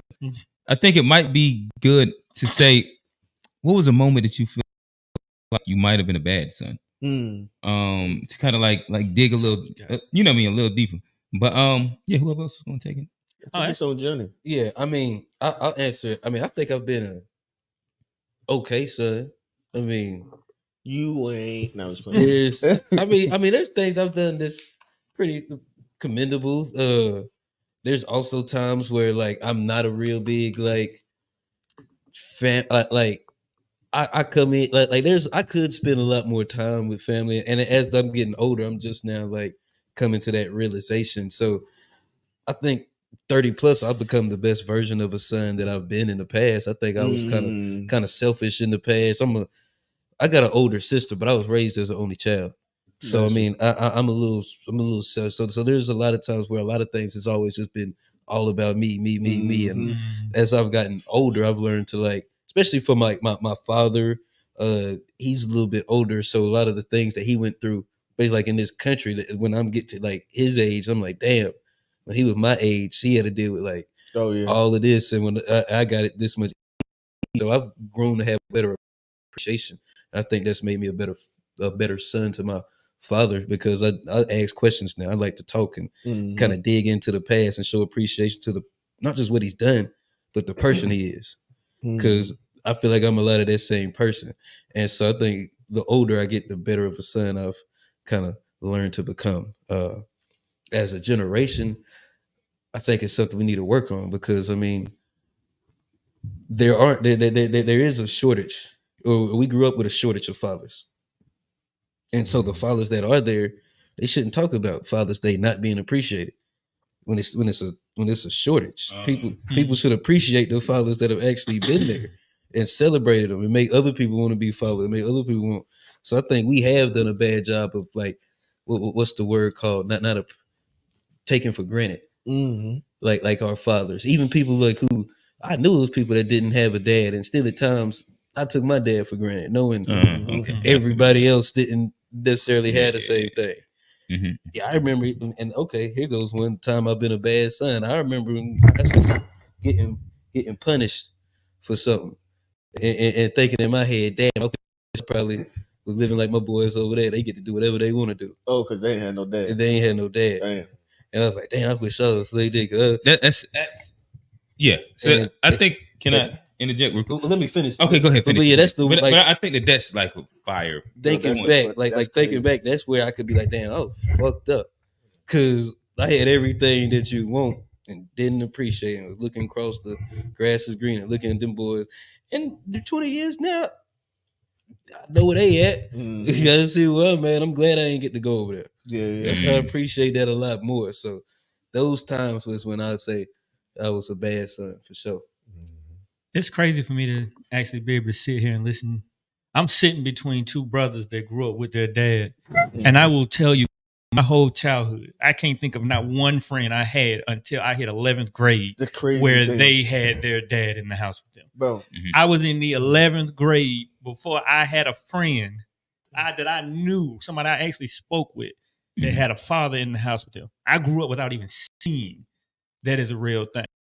So just, I'm sitting here in between two brothers, and even when y'all answer y'all questions, y'all are saying to my father, to my father, and I'm sitting here like, but dang, like it hits different. It hit different when you grew up. Like, it's one thing for a person to say my father left. Yeah, but it's I didn't even get an option. You see what I'm saying? So my perception on interactions, I used to fight people that were disrespectful to their parents. I got in so much trouble because my whole logic was, how you gonna be disrespectful to your parents? At least you got one. And so even in your scenario, like if that would have happened like in a Cujo time period, I've heard you would have had to fight me. I've like, heard that before. You would have been like, if you'd have been like, nah, man, I wish my dad, he done got on me about yada yada yada. Man, I wish my dad wasn't even here. I'm throwing hands. We doing this. You say what? We doing this. You gotta watch this, man. I'm throwing bro. hands. We doing this. Yeah, you'd have beat Johnny ass. We'd have been. He just had to fight me. And I'd have hit that man with something. It wouldn't have been he was big. It wasn't right. Big. I got a baseball bat for that man. But yeah, that shows how far we've come. Like it's crazy. Like for me, this is surreal for me to be sitting here. And I do want to say this. I do feel some kind of way. I had my brother's father, who is my stepfather. We call him Pops. He was around, but he was just not there. He didn't really teach us anything. And it was only when I got older and I was talking to him and I was like, you know, why were you the type of father you were? Like, how you were an absent, in-person father. And his response was, my daddy was the same way. I just parented the way I knew how to parent. I just did what I knew how to do. And that changed my perception on him and how I was raised. Since I came in, I know my time, my bad son time period was my mom never got a deposit back. Anytime we lived somewhere, my mama she didn't get a deposit. I tore up every house. I tore up every house. There was no deposit. I didn't know that was a real thing. I didn't know you could get those back. No, nobody that got the deposit. You know somebody that ever got the deposit? I got my deposit back. I don't know what y'all niggas talking about. Nah. That's because your daddy was in your house. And you would have put a hole in his motherfucking wall. That's something different. Yeah. But you might have been homeless. To go to what Bob was saying though, that I think that is a good point. Like the idea that you didn't have the option to answer the question on Father's Day the way that we kind of were addressing it. And like that's its own explicit experience in itself. in which, yeah, like I said, I think that's, even if we're like having like the generational conversation, like that is something to make sure that we take into account as well when we're addressing ourselves as like good fathers, good sons. And like truthfully, I do see a lot of like a lot of my different like friends who are hurting for those specific things. Like whether like their dad passed or their dad was completely absent, and you can see like a lot of that whether it's like anger or disdain, like all these different words that you could use. And like that is like a explicit real experience to make sure that we do account for. Damn, you said something else. It was about the two parent. Oh no, real dad and him being in the household. And this is something that I do think that is important.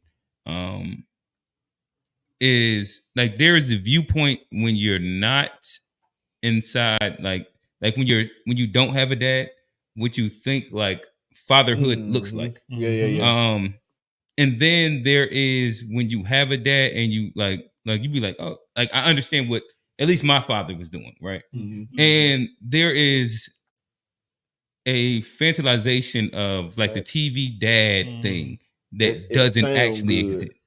Like the TV dad thing, what you seen all those TV dads do, that's not what was actually happening. What Bob, what Rail's dad was doing is closer to what a lot of, if not most, dads were doing. Like these wasn't like men that was about to like break down and speak through a bunch of shit with you. Like you had like certain things you needed to do, and if you want to stay out the way, you was gonna do them shit. But that was like a big part of like the entire thing. It wasn't like all these like home improvement lessons and shit like that. No. You know what I mean? Niggas was not Tim Allen. Ain't really talk to you about anything. Yeah. That wasn't really a thing. You know what I mean? Yeah. We didn't get conversation about, as a matter of fact, we didn't live in the house most of the time either. But I would, either that's way. Crazy. But we would go. So a lot of us were just raised by Uncle Phil and Uncle Carl. And we putting that into our generation. Yeah. First things first. But imagine not even having that though. Yeah. Now they think about it. Image, at least we're stepping up now, because think about it. We had that on the television as well. The kids ain't got that. Yeah, but I think we way more fire fathers though. Oh no, we way more fire. I'm saying it's dope that we stepped up, because if we wouldn't have stepped up and they would have took the Cosby Show and all these different fathers off of that, that wouldn't have been no siblings. I think that's dope, because I actually learned a lot from Carl Winslow. I'm just gonna like watching Family Matters. It's a lot of moments Carl Winslow taught me lessons. It's a lot of lessons Uncle Phil taught me. So it's like those shows I really do appreciate. Like, because I'm like, I think that's part of why we getting some stuff right. I think it's getting better. All my homeboys take care of their kids. I'm 45. You see what I'm saying? Yeah. I'm talking about all my homeboys throughout my whole life. All of them take care of their kids. Every last one of them. All of them. But what was the question? It was about, am I a good son? Have you been a good son? Or what was the time that you weren't a good son? And then you think that the generationally it's three parts. It's three parts. Teenage, we got to put that up I went through my teenage stuff. I went through my teenage stuff. I went through the hard-headed. I had to learn the hard way. Hard head makes it soft. It's true. You get what I'm saying? I had to learn. Put pause. Both of them, two both. You know what I'm saying? Not both. No games. You see what I'm saying? But have I grown? Yeah. I'm involved with everybody, the whole squad. You know what I mean? Like, so would they be proud of me now? Yeah, they'd be very proud of me. I got daughters, I got nieces and nephews, and I'm heavily involved. And which I'd like to give a shout out to my little sister Shay too, because she is because all the kids' dads ain't there at all, right? Yeah. But they still have the atmosphere of getting the support because I be there or my little sister Shay be there. You get what I'm saying? And we do that with all the kids, not just ours. So we spread the love with all of them. You get what I'm saying? So I'm pretty sure they'll be proud. They'll be super proud of the person I became from who I was. Hard battle to get to where I'm at now. You know what I mean? Yeah. What was the time that you felt that you was or were you kind of like talking through that, like being a bad son? Bro, I was going through the rap. You know what I mean? Like I went through my little era. We come through the era where drug dealing, being cool in the streets, being the man in the club, wearing jewelry. Like I lived that lifestyle. You know what I mean? And it took me a long time. I had to go through what I had to go through to learn that it all was bullshit. You know what I'm saying? So I went through that, and then once I started realizing what the truth was, you know what I mean? No, for sure. Yeah. So. And I imagine by saying that being a bad son inside that would be your parents having to worry, like, is my son gonna make it through that next day? Because he's involved in a bunch of things that could take him away from you. Yeah, so my involvements wasn't like I was out just acting, you know what I mean? Yeah. But I was going to places like, you know, the Put yourself in environments that it could do things to take you away from you. See what I'm saying? Yeah. So, you know, and I was drawn to it too. You know what I'm saying? You gotta understand that that's the women, like, you know, when you young, you think, you know what I'm saying, showing out is cool. You know what I'm saying? Being known is cool. Facts. See, I'm totally opposite now. I learned that the hard way. Couple ass whoopings, couple jail houses. You know what I'm saying? Never got, like that jailhouse was the best teachers, boy. Yeah, you know what I'm saying? I went through it. I had to learn, and so I got a headache, and then I was just tired of like going through that, and I changed. You know, I got tired for real. Like that's a real thing, bro. I got tired. Getting in trouble. I got tired. Yeah, so I dedicated when I got tired, I dedicated my time to my family. That's what's up. My homeboys will tell you that. You see what I'm saying? I don't go out no more. I don't, all the stuff. You know what I mean? That I used to do. Where you at, no. I completely separated myself completely away from it all. You know what I mean? So now I am a totally different person than I was. You get what I'm saying? So yeah, of course. Like I feel like that I proved that I've changed. Yeah. Been a good son. Yeah, I proved it, because of where I was. You know what I mean? So I'm pretty sure they really treat me that way too, though. Yeah, you know what I'm saying? Like I'm the oldest out of everybody that's in the city, other than my pops. But like I'm more closer with the family. But me and Jeremy talk about it a lot. I kind of noticed that because of my interaction with the family, I get the most love. Let me ask you this. You know what I mean? Let me ask you, because I'm the youngest. Yeah. Do you think there's any perception on how good of a son you are based on your position in the ranking? Like, do you think the oldest, you got to do way more to be considered a good son? Yeah. And then like the baby, like you can fuck up and still be considered a good son just because like you the youngest. As the oldest, have you ever felt that, like having a higher standard than just the rest of your siblings? But they be fighting me for it though. You see what I'm saying? But they be going, my little cousin, what Willie at? My little cousin, Willie, my cousin. Okay. Yeah, he be after me all the time, bro. Well, he gonna pay that trombone for Father's Day. Yeah, that's my cousin. Yeah, that's my cousin though. That's my, we close though. That's my homeboy. Yeah, but I always be messing with him like, boy, you want my spot, don't you? He stay on me though. You know what I mean? But you know what I'm saying? I really feel like that. They will love, they respect everything that, because I am, I really spend a lot of time with my family, bro. You know what I'm saying? We go on trips. We do. Like I said, my little sister, shout out to my little sister Shay. Because like, you know what I'm saying? Like she plays what they call it, big mama. She the big mama. Oh, okay. You know what I'm saying? But I'm granddaddy though. All right, we got a couple more comments. We got a few comments, and then we can move on to the next subject. I can say that I'm proud of my sons and the father that they have become. The fathers that they've become love you more than you will ever know.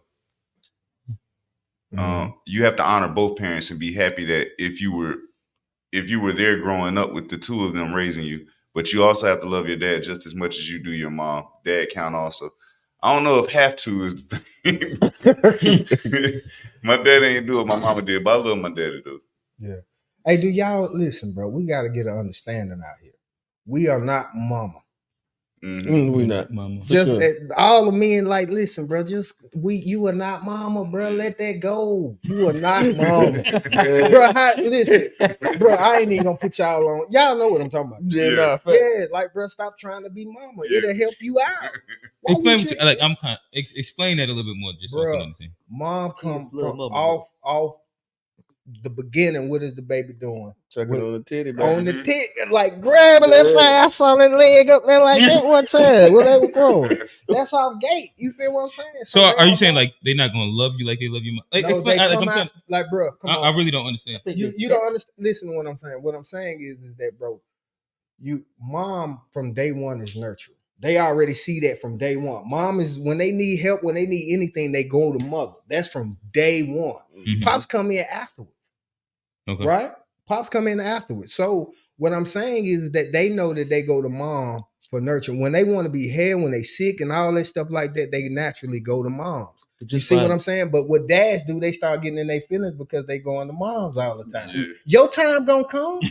No, chill, they coming, bro. Because mama gonna get aggravated after a while. Anyway, you see what I'm saying? And then we gonna get aggravated after a while. They gonna go back to mom. Mm-hmm. But stop trying to be mom. You are not mom, bro. You feel me? It's okay. And it's okay. And once you're not supposed to be. Do you think dads be trying to be mom? Oh, bro. Yeah, so you know what I'm saying, bro. You know what I'm saying. Talk to it. I guess I'm trying to understand like this full like scenario situation. Just stop it, basically. Just you know what I'm saying? Like I'm saying, like just let it go. I guess no, I'm saying because you was not mom. Mom has this thing, bro. It's just this. Well, biologically, like from birth, like the kid's survival is tied to the mama. Yeah, that's like the mama feeds them. So like, there's a natural attachment that a baby gonna have to their mother that starts out early, so they get kind of a head start. Yeah. Where as you get older in life and more mature, a lot of the tools you need for success later down in life, that comes from your dad. Yeah. Mm-hmm. And so like, I think what you're saying is just be patient. They love mama now, but eventually you go. And then it's another thing when they say, it's another thing that they say that like a woman can't teach a young man how to be a man, right? But they damn sure can teach him how to be better than their daddy now. You get what I'm saying? You better goddamn sit back and think about it now. Now he might can't teach her how to be a man, but she might can teach him how to be better than their daddy. You get what I'm saying? That's where the moral. Remember y'all talking about the moral come? Yeah, you know what I'm saying? But you know, man, like you gotta respect the woman game, bro. They got, you know, it is what it is. It's strong out here. They the Jordan of the world. Of the daddy, you know, of the kids. They the Jordans, bro. Stop trying to be Mike, bro. Be Scotty. Be LeBron. Nah, be LeBron. Be Scotty. Nah, be LeBron, bro. What you mean? Now that doesn't even make sense, be LeBron, bro. Listen, now LeBron, I get it. You can't be the GOAT, just be second. Yeah, just be second. That's what I thought you were saying. All right, you're still good. You're still important, but just be second. Your shoes ain't gonna never sell like Mike's, bro. Somebody say, holla at me today. Somebody get robbed for their LeBrons. Ain't nobody. Well, man, you know, that's a whole other topic, Mike and LeBron. But I'm saying, bro, like we gotta stop comparing ourselves to what women do, bro. We shouldn't live like that, bro. It doesn't make sense. How is we? Come on, bro.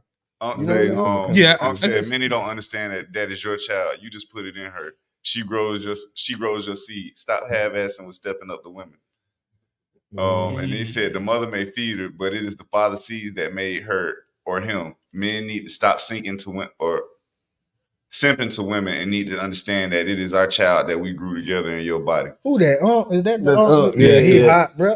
I told you he was hot yesterday. I don't even know you, bro, but I know you going through some things. You know what I'm saying? Like, chill, bro. We'll be over there a little bit, check on you. You know what I mean?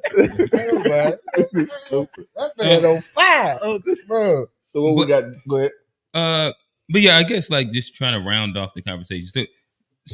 But in general, you're saying that you believe that men are they attempting to fight for number one in their kids' life? Is that what you're saying? No, or they're attempting to like do like more of the maternal things?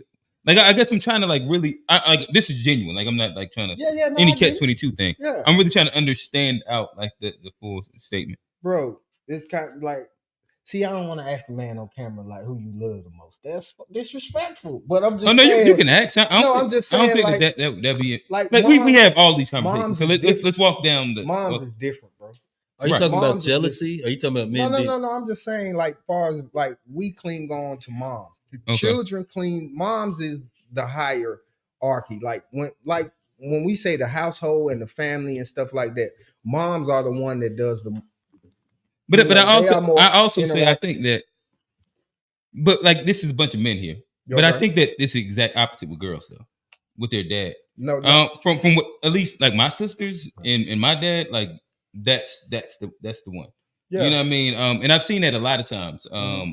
With like sisters and dads, but with guys, I do agree with that part. That with guys, mom typically is the highest piece of the like highest part of the hierarchy. But yeah, keep going. I guess I'm still trying to understand. Like Johnny, so I ain't saying it's 100%. You get what I'm saying? Mm-hmm. But what I'm saying is that like, man, moms are different though. Some dads get that. You know what I mean? Like some dads like get that. Like some dads, like you said, your sister, she clings on to dad, man. You know, that's like one out of you know what I'm saying? Like you think that's the overall. Like you think more girls?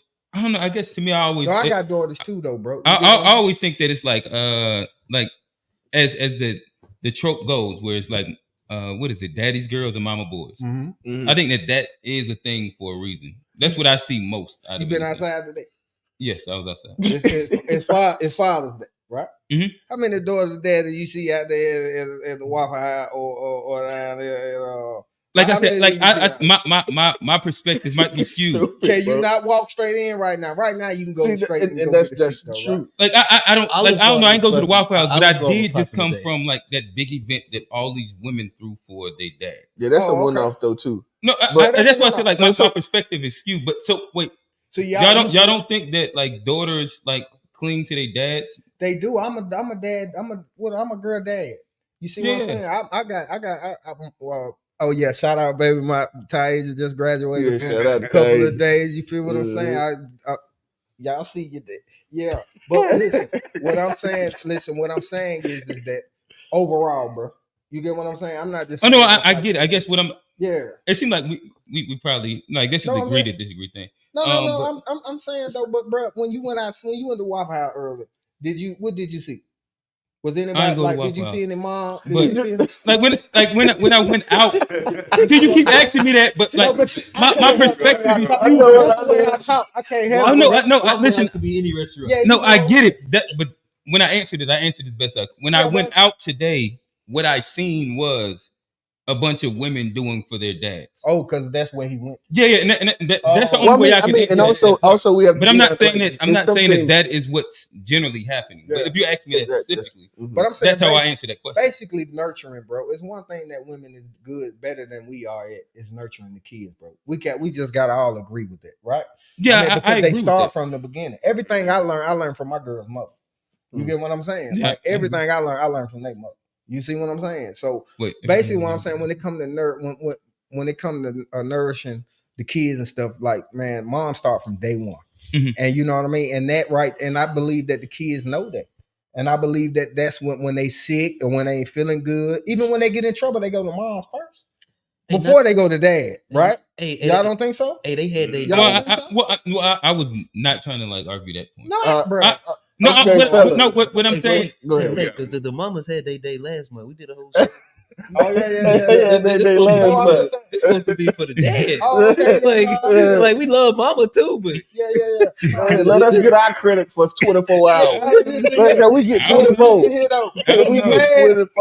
But your man angry. The man angry. Hulk up there going at him. You feel me? I don't even think Unc ain't angry today. I think he just turned. Oh yeah, just turning. He said he was gonna turn today. He told me that yesterday. You got to go out the vibe. You got to go out the vibe of what's going on. You feel me? Like. So what we head next? So I guess we're gonna leave that there. I'm not gonna even answer that question. We're gonna go to the next question, and it's on you. Oh, it's on me. Okay, shoot, which one I'm gonna go with? Let's see. Let's go with. Let's go with this one, and this wasn't one that I came up with, but this one right here sitting on my back a little bit. I want to see what y'all think about this one. So what do you think it is? And Q, was you gonna make you was gonna use the bad dad one? Were you gonna use that one today? Oh, you can go. Okay, I was gonna use that one. That was a good one. What do you think are characteristics of what we would say, quote unquote, a bad dad looks like? And I'll go first, right? So I feel like that was a great question that was put in there. I think, and it's when we're gonna say dad, but I think it goes on both sides for sure. Oh no, we can stick to that. So first off, selfishness as a parent in general will be one of those things that you can see. Yeah, you the selfishness part. Yeah, being selfish as a parent is going to be one of those things that you would consider on, one of those chinks on the side of being a not a good father or good parent is when you're trying to pretty much being selfish. And that can go from not letting the parent see the kid. That can go from co-parenting. That can go down to you buying yourself an outfit for every birthday they got. It can go for you know what I mean. It's many different that shows itself in many different ways. Another thing I would say as a father, not having communication, especially if you're one of those that consider yourself, we had a debate. We say women are more emotional, men are more logical. We know that doesn't stand at 100% true on all sides, but generally speaking, if you are there, then you should put in that time to be communicating with the children, even if you're not there. Well, I mean, yeah, regardless of what you need to be communicating with the children. Mm-hmm. You know what I mean? Because at the end of the day, like, what good are you if you don't communicate the wisdom that you've learned over the time you've been alive? Because you should be prepping them for where you are. So that's another characteristic, in my opinion, of bad parenting. Y'all know that I'm a traditional guy, so I believe in that protect, provide thing. Mm-hmm. I believe in that. So like if you're deciding that you're opting out of that responsibility, I would consider that another motherfucking mark you a on bad you. dad if your woman make more than you? That ain't what I said, Johnny. You trying to sound bite a nigga. I ain't say that. What I said was if you're protect and provide, providing is providing what is needed. Like if she make more money than you, she able to provide a piece, you can provide the other piece. You know what I mean? If that's how y'all rolling in the modern zone, we ain't gonna get into that part. I don't stand on the modern 50-50 shit. That ain't my steez. But if you should do that, then you still need to be providing. You know what I mean? Providing as financially, wisdom, you know what I mean? All of those things. What else makes a bad father? That communication. You gonna name everything for it. Yeah, like my bad. Well, I'll chill then. Yeah. I'll chill then. Communication, bro. Yeah, that's my vote. Communication. You said communication? Yeah, serious. I think the one thing that can make a bad father is not putting forth effort to be a productive father. Facts. Again, ding, ding, ding. You're dealing with perception. My Destiny told me, she said, I think you're a good dad. And my response was, who are you comparing me to? What other people are you looking at to determine how good I am? What is your measurement? But it could be how I expect from you and what you deliver to me. But that's rooted in something. You had your expectation. Of course, it'll be rooted in something. Your expectation is based off of what you saw or what you've been told. Expectations don't come out of nowhere. You gotta have a basis behind expectation. But I'm saying the best way to be a bad father is to not be a effective, productive, to not even try. To not try. If you don't even want to try, a man that is at least trying to be a father has to get credit. So listen. See, hold on. This is how I feel. This is how I feel. And me and my wife done talked about this. Like, I think there's levels to this shit. So you can be a bad parent, then you can be all right. You know what I mean? Then you can be, you know what I mean?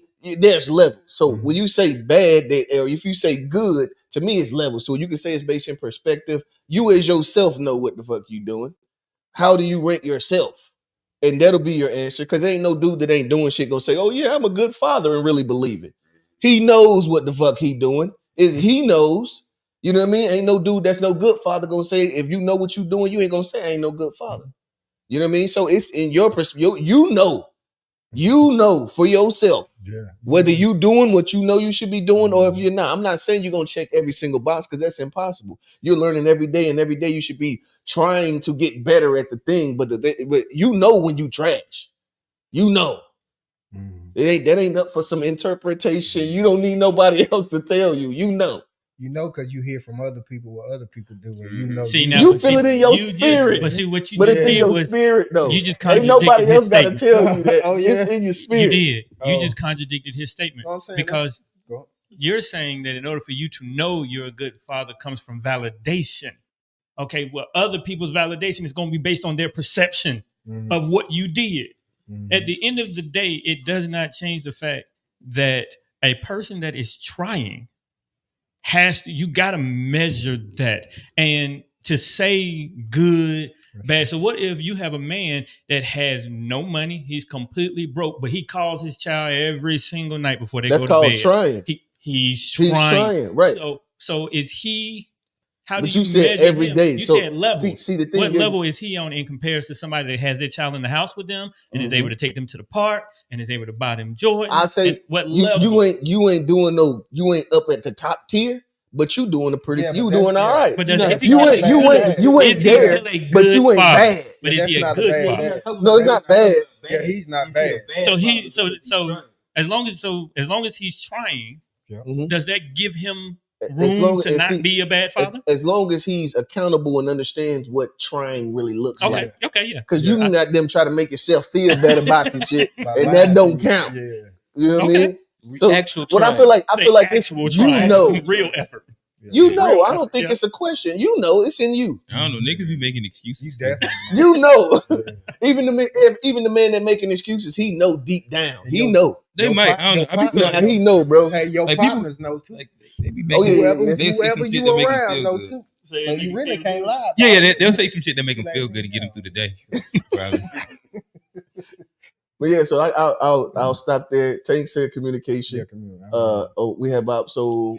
I just want to say I enjoyed it. I felt like I was let me see, what was it like 98, 99 inside your household and seeing the two brothers go at it. That was fire. That was fire right there. I was just like, now Real Bell had a flashback. I remember one time he always was bigger than me, you know what I mean, stronger than me. But one time I about put him to sleep. That rear naked choke is a fool. But I digress. Let's go. No, he ain't lying. What he ain't doing is he not telling you the whole story. I was sitting See, there but watching hold on, TV. hold on. While I'm watching No. TV. See, what about all that don't matter though? Well, he ain't saying he didn't flipped him and then put him inside. And start slamming him. No, that didn't happen. I about put him to sleep. I made that man take a nap. I made him take a nap. Because I felt like it. Hey, X Tone how I used to go down. Tone, no. X Tone how I used to go down. He had the katanas and everything up in the house, bro. Anybody else got an answer to the question? Is it Johnny or you? I mean, I ain't really got. I mean, based on my situation, I mean, I ain't really have a bad father, so I don't really want to just make up stuff or what I think a bad father is, because I mean, it'll just be kind of me talking the opposite of my dad. You know, my dad was like, shout out to Pop, happy father. If you're the opposite of my dad, you probably a bad father. Don't do that. That's dope. Wow. Yeah. Speaking on my own if you ain't on his side, you probably trash. Speaking on my own personal situation. Right. I ain't even gonna go in detail. I say about my father, but my father, like if you take your child on a trip and you have your child drinking in the car with you, it's not a good father. What age? Just say what age? Driving, whatever age, driving and drinking is not good, bro. But yeah, my dad does it. No, I'm saying. Well, I imagine drinking and driving is not good. But if you 34 and he 50 or something like that, let's see. I don't know if I'm gonna like this. Be like, still. Was you mad at him at the time? No, I mean, Tank feel it. Go ahead, Tank. At the time though, when he passed you that beer and you were driving, you didn't feel like a man. That wasn't fire. I didn't like that was fire. So the thing about it is I've been able to drink with my dad since I was 8 years old. My dad would give me a beer. See, that's why we asked how old. So, you see how important that part was. Yeah, so like the fact that he was if y'all grown drinking together, now I'm grown and I'm driving. I don't do the stuff you do. You know I'm not like that, and you still trying to influence me to fuck up my life. Yeah. Like that's he just being dad. He just being who he is. Nah, you don't think so? I'm saying. Do you think he know any better though, Tone? it's not even that if you know any better. I've come to the thing where I've had to get with my father, like, okay, I understand that you're like this. I'm just going to accept it. I've also always been about the same way. Like, I've kind of always been a goody two shoes. So my daddy has tried to put me in situations, or has put me in situations where it's like, yo, if I really could have gotten in trouble with this. Like, and that's not good. Now, like, if you purposely see that your child is trying to do something, you're doing the opposite, or you're leading them in the opposite direction, and they're really trying to do something positive, I don't think you should lead your child down a negative direction. Yes, I don't think he's doing it intentionally. I think he's trying. I was about to say that. I don't think he know no better. I think that's what I was about to say. That's It Johnny. sounds like to me he's trying to build he's trying to build some type of relationship. You hitting it actually, like, yeah. Building a relationship ain't drinking beer with your child. No, but what you're saying is that, like, the way he's doing it is wrong. I think everybody's saying, well, I guess what y'all are saying, and I probably agree with, is that, like, he's trying to do it in his way, but his way is just fucked up. Yeah. But what he's actually at heart trying to do is probably like a good thing, but it's the fact that, like, he might not be the best person. Put it like this. Oh, no, you going to jail if you get pulled over. You going to jail. And on top of that, I know my pops is just trying to have a good time. And That's he what ain't going. It's not about he's trying to just have a good time. He's trying to have a good time for himself. And like, what I do to have a good time, like, if I was to say, hey, Dad, I'm about to go over to my homie's house, and I would have invited him over here. He's not coming to that. Yeah. Like, because we not doing what he wants to do. Well, he got different good times. What I'm saying, he not even just that though. He's not. He ain't doing that. Old nigga don't go to young nigga house. It ain't even just about that. It ain't even. But like, we had people like his pops been over here, old head been over here. Like, it don't be no problem.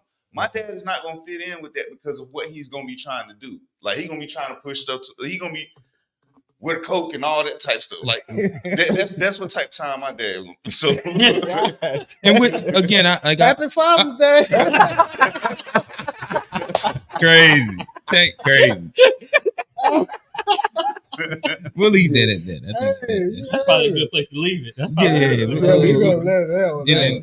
If I was to say what can constitute a bad father, to me, I think absent probably be like the first and major one. Like, if you're just not there, then I think that in itself denotes it. Lack of trying. The reality is, like, if you've ever co-parented in any kind of way, there's always going to be some different version of an obstacle that you have to do. But if you succumb to that, or you don't try and push through those things, then to me, I think that ends up being like a thing. Obviously, it's some women that are crazy, and you might not literally be able to overcome this obstacle because she's being vindictive and she's trying to get you back and all these different things. But I do think that there is a certain level of intention and effort and to do no matter what. Like, I guess, like, an example that I would give of, like, my own personal would be, like, I called it my Maury show situation, where I had a girl. It was like a 50-50 throw up if that kid was gonna be mine or not, right? And inside that scenario, like, her whole thing was that I ain't gonna let you see the kid, I ain't gonna do XYZ. So the baby was born and I still didn't know. And, like, through that process, what I did, because she was being vindictive, she was making sure I couldn't see, like, blocking all things, no communication, XYZ. Got a lawyer, and we dropped that shit inside a mailbox, and I paid for that DNA test, and I was good. But my thing was that no matter what it ended up looking like, I was gonna be involved in that kid's life. Like, just because you hated me, like, I was gonna get the lawyer. If that was child, well, fuck it. My thing is that I was gonna be a dad regardless. Though. Like, no matter what the scenario entailed, I was going to do the thing. And I think that, like, that piece is a part that denotes a good father. Again, you don't have to necessarily go to like the extent that I went, but I think you have to, like, putting the effort and try, because I don't know no person that's with their wife or with their woman or absent of their woman, they don't fall out sometimes. Facts. They don't get mad at each other sometimes. Like, that's gonna be a thing. Like, you got to, like, put that as, like, okay, that's a variable that's gonna be there, but you got to fight through that no matter what. If everybody say they men and men is different, then you got to stand on that part. Like, you got to truck through that shit. My perspective. But if it's a court date, you gonna be there. Facts. Yeah, remember we talked about that. You know? Yeah, and I mean, and another thing too is like, oh my bad, Johnny, you was going. Go ahead. Oh no, I was just gonna say something. Just speaking kind of to where Tone was and what you were saying. I think like because of where we've been in the past, there's a lot of dads that have the want to be better dads than they are. They might not like Bob. They might not have the tools. Yeah. And you might see people that are like in Tone's situation. I'm not saying it's just yours, but it might be a similar situation where the dad it's not working, but in his head with the tools that he have, in his best intention, this is what he's trying to do. And sometimes, as emotionally mature people, you have to understand when somebody is trying and doesn't have the tools to do what they're trying to do. And that's where like empathy and stuff comes in. Because if your dad is actually really trying and he didn't have the support or the foundation to have the tools to be able to do it, are you going to hold it against him, even though he's still trying? And that's something that we have to, if we're going to really have these mature conversations, that's a big piece of it. Because if the intention is there, you have to give some kind of credit based on what we know has been in the past and the lack of resources we've had and the lack of foundations we've had. So like the idea is like when we were saying the trying, because like there was a lot that even with my father, like growing up, we didn't have a relationship at all. So as after I got out the military, so we talking about maybe like we started really trying to build the relationship and actually building a relationship. I was like 24. So I came home from the military 24, 25-ish. Because of he's like my brother was saying, what he said, his father didn't teach him. He's pretty much doing the same thing we doing now. You know what I mean? But also it wasn't necessary that him and his relationship with his mom, back in the day, it was more of your dad. If your dad's around, your dad's supposed to raise you. Mom Dukes pretty much stayed out the way, and that was your dad supposed to do it. So if your dad's not doing it and your mom is saying your dad's supposed to do it, then you ain't getting it at all. So you also have to be, you know what I mean? We also, once you just a conversation, be intentional. That's the thing, is like everybody deserves grace if they deserve grace. So you got to have the conversation to figure out whether that grace should be there. And there was another thing that I believe too, that's like, a great point. And something else that I heard of, it was on one of the memes that I had in there. It was a dude that said that like, there's no person that wants better for you than your father. Your father wants to see the better version of himself. So obviously there's nobody that wants better for you than themselves, but your father. Is what they were saying. And the craziest thing is like I've heard him say it too many times. He believes that I know that that's a thing. So like, and I would say even in Tony, in your situation, I'm pretty sure if you took all of it back down to the bare bones of it, I would say you probably know that your father loves you and that he wants you to be much better than him. And there's probably no person outside of him that's going to be like, that's a man that's going to say, I want you to be better than me. But that used to be a thing though. Like when back in the day, like when he talking about his pops used to get him a beer. That used to be the thing. That's what they used to do back in the day. So his intentions. Oh yeah, my daddy always always been the fun dad, but it's never been a father thing. And that I guess that's more so been my issue. Like I was a responsible young man, but I needed that father, not just friend daddy. And I guess that's where that come in at. Like we cool. I ain't got no I've come to accept. I grew up. I had to come to accept that hey, my father's who he is, but it's still that portion missing. I've had to get it from other men at different time periods and everything, just learning and stuff. But it'd be like I wanted it from him. Like he had a dad. His dad, my granddad is that guy. Like he was a brick mason and everything. So for my father to fall so far off the ledge, like where it's like, dang, like. You didn't give me what you got. You just gave me friend daddy. But what he got probably hurted him. I don't know. He don't say. You see what I'm saying? Spoiled kids. Spoiled kids, bro. Well, that was back in the past too. Like there was probably a lot that can't working. Well, like black men in America back like our daddy's generation.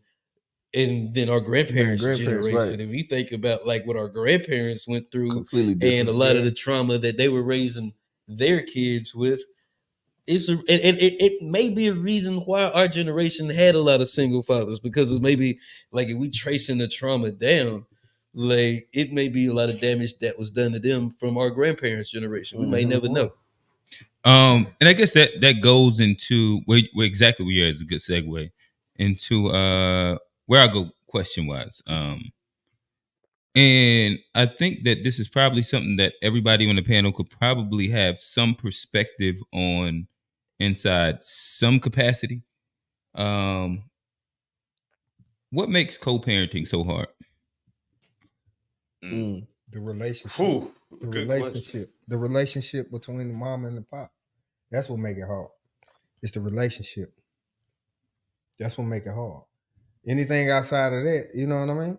I'm gonna say the hard thing, and it's gonna be the thing that I think the fact that a lot of us end up getting, like, especially just speaking on my situation, I had a child with a woman that I can't say I really knew her like that. Like, we weren't getting to know each other for marriage necessarily or anything like that. We took the whole family aspect out of everything, and we was having sex, and she ended up getting pregnant. So I think that whole portion of things where it's like it used to be a thing of you did take that perspective of, hey, I'm trying to build a family at some point in history, not us necessarily. We might not have ever even seen it in life, but there was a time period where men knew, hey, if I'm having sex with this woman, I'm trying to establish a family. It's kind of just an off-gate thing.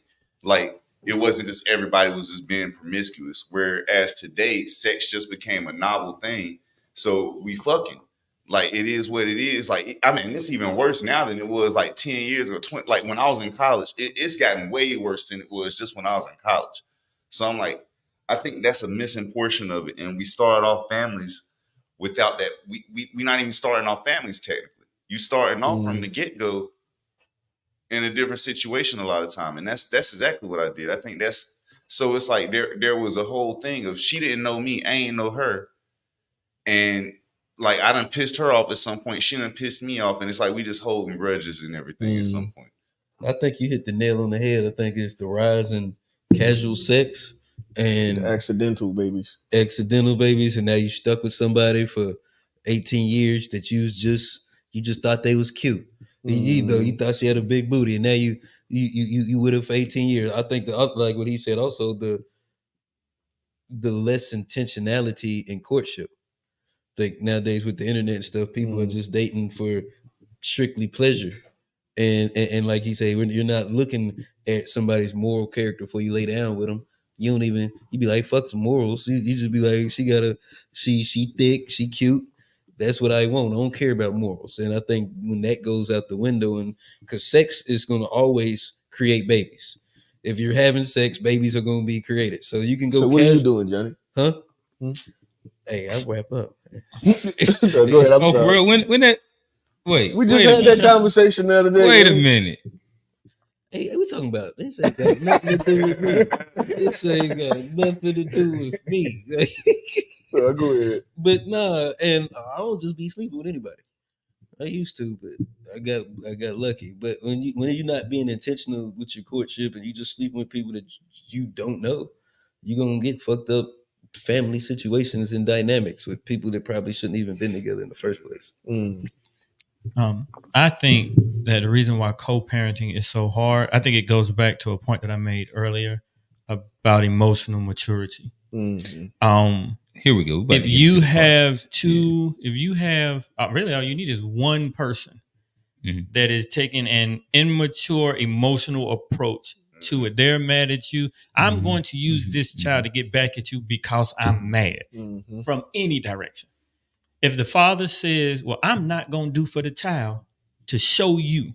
If the mother says, I'm not going to let you have access to the child to show you, that whole dynamic, that immaturity, that emotional immaturity between two adults makes something that should work. Because realistically, when two people are together, you are co-parenting. The father has a role, the mother has a role. That's two people that is co-parenting. Where that book at? We need to share that book real quick. It's over there somewhere.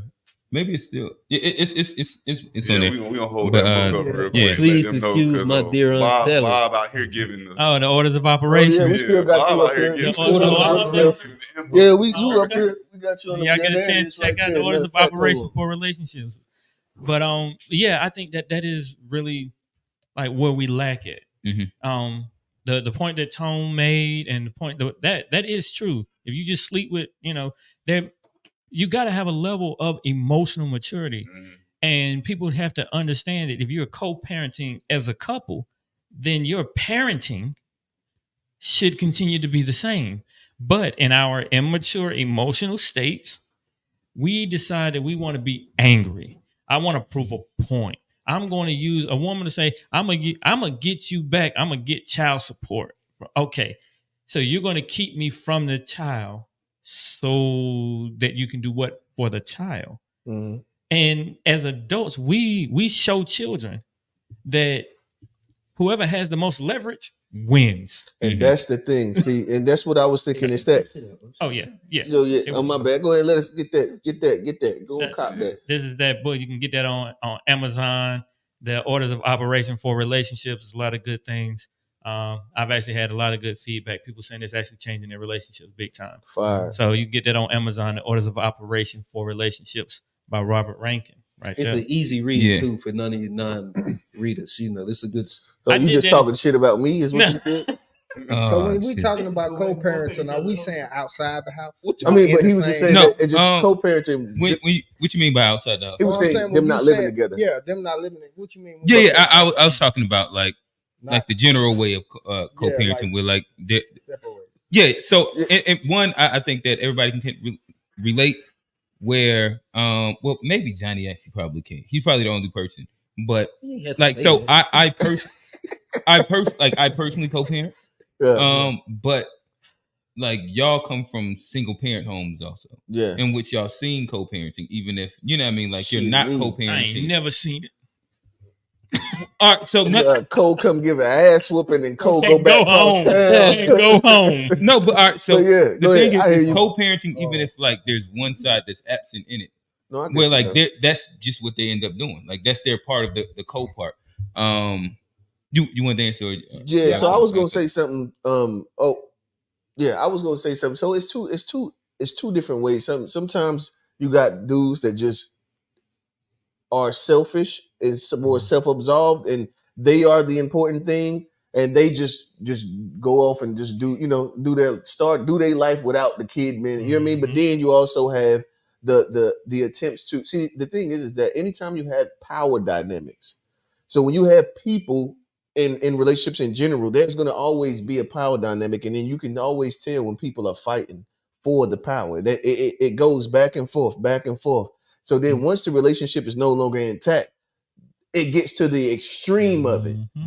It can get to the extreme of it, and that's where you'll start to see the wielding of the children as weapons against certain people. You know what I mean? It's honestly we're at the age where we've pretty much probably seen it in all of its ways, in all of its shapes and sizes.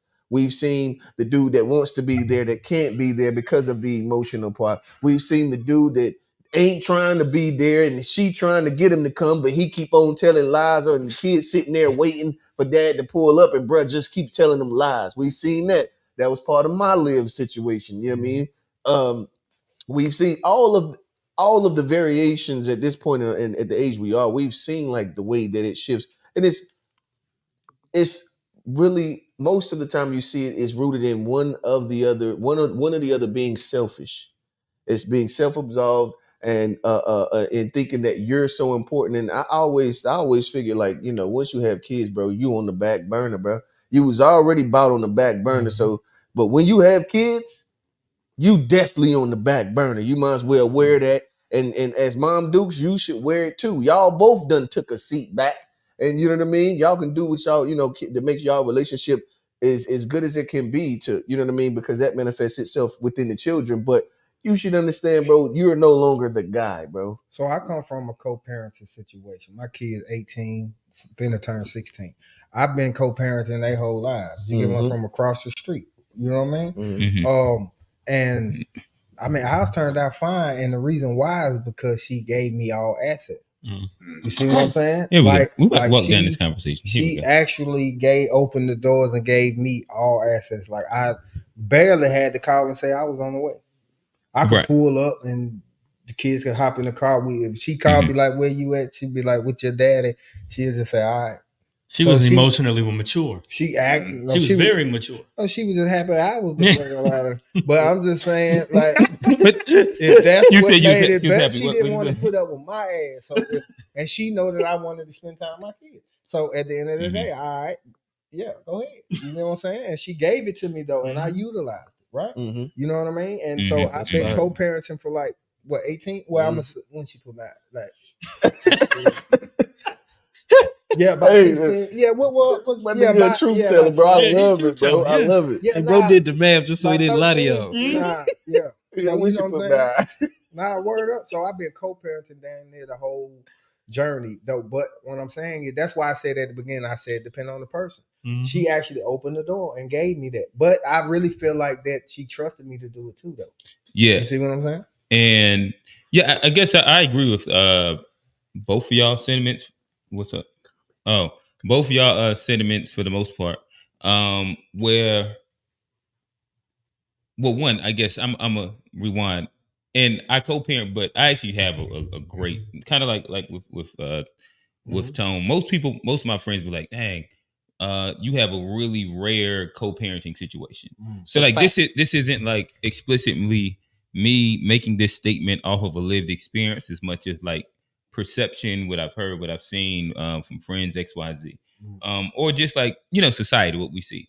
It's a lot of single moms, a lot of like co-parenting situations. So there has to be something to the thing that doesn't work. Yeah. I think Bob probably hit on the major thing where he spoke about the emotional intelligence piece, where I think that's probably one of the biggest, if not the biggest, because of, and like you kind of walk through it where it's on both ends, and it's like it's a chess game of things in which all it takes, well, really it takes more than one. It takes two to oblige, where like you can have one that is emotional, but if you don't engage in it, eventually it resolves itself to an extent. But as soon as you engage in it, now that is a thing, and they know they can get you with it. Yeah. I've seen it so many different times. Like again, like I'm not gonna pretend like all my co-parenting is just perfect. It's I just understand how to walk the walk of it. Where if there's gonna be bait thrown out, it's your choice to take it or not. Right. And I think that like that ends up being like a really, really thing, but that's on both sides of the coin. Like that could be the female like doing that to the male, or like it's like y'all talk about the whole idea of like I've been waiting. Like we heard stories last night. I'm waiting with my book bag on and all this shit. My mama had to go tell me go take a shower, get ready to go eat. Yeah, you know what I mean, just to take your mind off of it. And like so, like both of those things do end up being like a thing. But Tank, he hit on the reason why me and my son's mother works out. And again, like I think you said 16 years. I've probably been at it about 13. Yeah. Co-parenting. No hiccups. Yeah. But it's because of she does like I got my son all the time. And she doesn't keep me away from that. And it's not a thing. Like she's not fighting and battling that whole thing. And that in itself is a blessing. So like that situation is its own thing as well. But I also imagine like if I could have easily done some fuck shit, been like some like a here and there type of person, in which all that would not have been as easy, quote unquote. Not go ahead. It made me respect her more though. You know what I mean? And see, another thing too that I noticed that's similar in both of y'all, and I don't know if y'all, but I'm pretty sure I don't care. Something else that I noticed too is that in those particular scenarios, there's also no child support involved. That's right. In both of those scenarios, see, this is the thing. Is this what I was talking about earlier? Is where you have that power dynamic when you wield that, and I understand like as the man, most of you need to have that discipline and that logical thinking to keep a leveled mind. because once you start talking about getting the law involved, there's an emotion that's triggered when that happens too. So then you go, and that's that power dynamic as well. So like when that dynamic isn't introduced, and it's like, okay, all I at that point, all I have to do is be consistent. Yeah. If I'm consistent enough, then if she's not more gonna go leeway and do ends that, up happening even with that. Say it again. No, I said more, like as long as you're consistent, more leeway happens. Either way, we're like she allows you to do more. Well, allow is a weird word, so I don't want to use the word allow. But allow is really the real word. Allow is the facts of my it. situation. I don't believe in that. Allow is the main problem in my situation. I don't really use that word. I don't believe in that. But I'm saying that's actually the thing though. Like my baby mama, in my case, she has a thing of what she's gonna allow me to do and that's been my issue the whole time with her. Like as far as co-parenting. But that's only if you allow it, though, right? And that's exactly but it. it's also different if you in two different states. Yeah. And then if you it also, do you got the money to sit here and try to fight this thing all the way through? If you're married, then you get divorced. You automatically have joint custody when you separate. But if you're not married and then this person lives over here and this person lives over here, there is a dynamic that you can really crush somebody with if you choose to do that. So they do allow. You know what I mean? That's like, I know a guy that's really close to me that he actually has joint custody on paper. But the thing is baby moms, he'll come over there and try to pick up the son. He just ain't gonna. She still ain't gonna do it. So what? He called the police. The police come, and then they say they can't do nothing. You can just take her to court. So at the end of the day, are you gonna allow your baby moms to get locked up because she ain't letting you get it, or do you wear the L? And let me interject. Lock her ass up. I ain't wearing no L. I ain't wearing no L. I ain't wearing no L. But I'm put a poster stamp on her back. Put a poster stamp. Right, listen. I'm with Tank with this. I'm there with Tank. I lived that situation though. The situation that y'all just talked about is one I've lived through for 3 years. I lived through that, and something Jeremy, you said that is a misconception, and normally it's what gets men in trouble. If you are married and y'all separate, you do not have joint custody. Oh, you don't? No. You do not. Whoever has the children has custody over the children until the law steps in and determines who has custody. Oh, okay, but I'm saying, but you don't leave the house. So that's why you don't ever leave the house. If you separate, it's a lot of if you separate and say, because like in my situation, when we separated, we agreed that we were going to do 1 week on, 1 week off. And then all of a sudden she changed her mind because she got upset. And when I went to pick up the children, she would not let me have them. And so I, being who I am, cool, I'm going to call the police because I'm their parent. I'm going to call the police and we're going to get this settled. And when the police showed whatever, the police showed up. I love it. What the police told me was, you and her technically both have equal custody of the child, which means she don't have to give you the child, and you wouldn't have to return the child to her if you got it. He said you could go to the school tomorrow and grab the child out of school and not return the child back to the house. Bro, but that's wild police. The only thing, but what he was proving was that the amount of power I thought I had because we were married when we had the children did not exist. That until the court said you have custody, your custody is up in the air. At that point, she could have taken the children and went across the state line, and there's nothing I could have done about it, but went to court over and over and over again to try to resolve it. Most people believe that if we're married and we separate, then I'm going to be as entitled to the child as she is. No, the only way you will be entitled to the child is a judge will tell you that you are entitled to the child. And a lot of people also believe that if you have 50-50 custody, then you don't pay child support. That is also a lie. Whoever, if she makes less money than you will still pay child support. I know because we had 50-50 custody by law, and I was still paying $500 a month to the kids. So I was paying for them when I had them and paying for them when she had them. And it was not until the children got tired of the way she was acting. See, in her anger, she pushed the kids away. See, I took the high road. I was mentally mature. I didn't take all the bait. I didn't fight all the battles. I was just like, you know what? No, we're gonna let this settle itself out. And eventually the children was like, we don't like the way things are going, and we want to stay with you. So when I went to court, because as men, we actually got to be willing to fight that battle. If you want your children, you got to be willing to fight for them. How much did it cost you? It didn't cost nothing to go to court.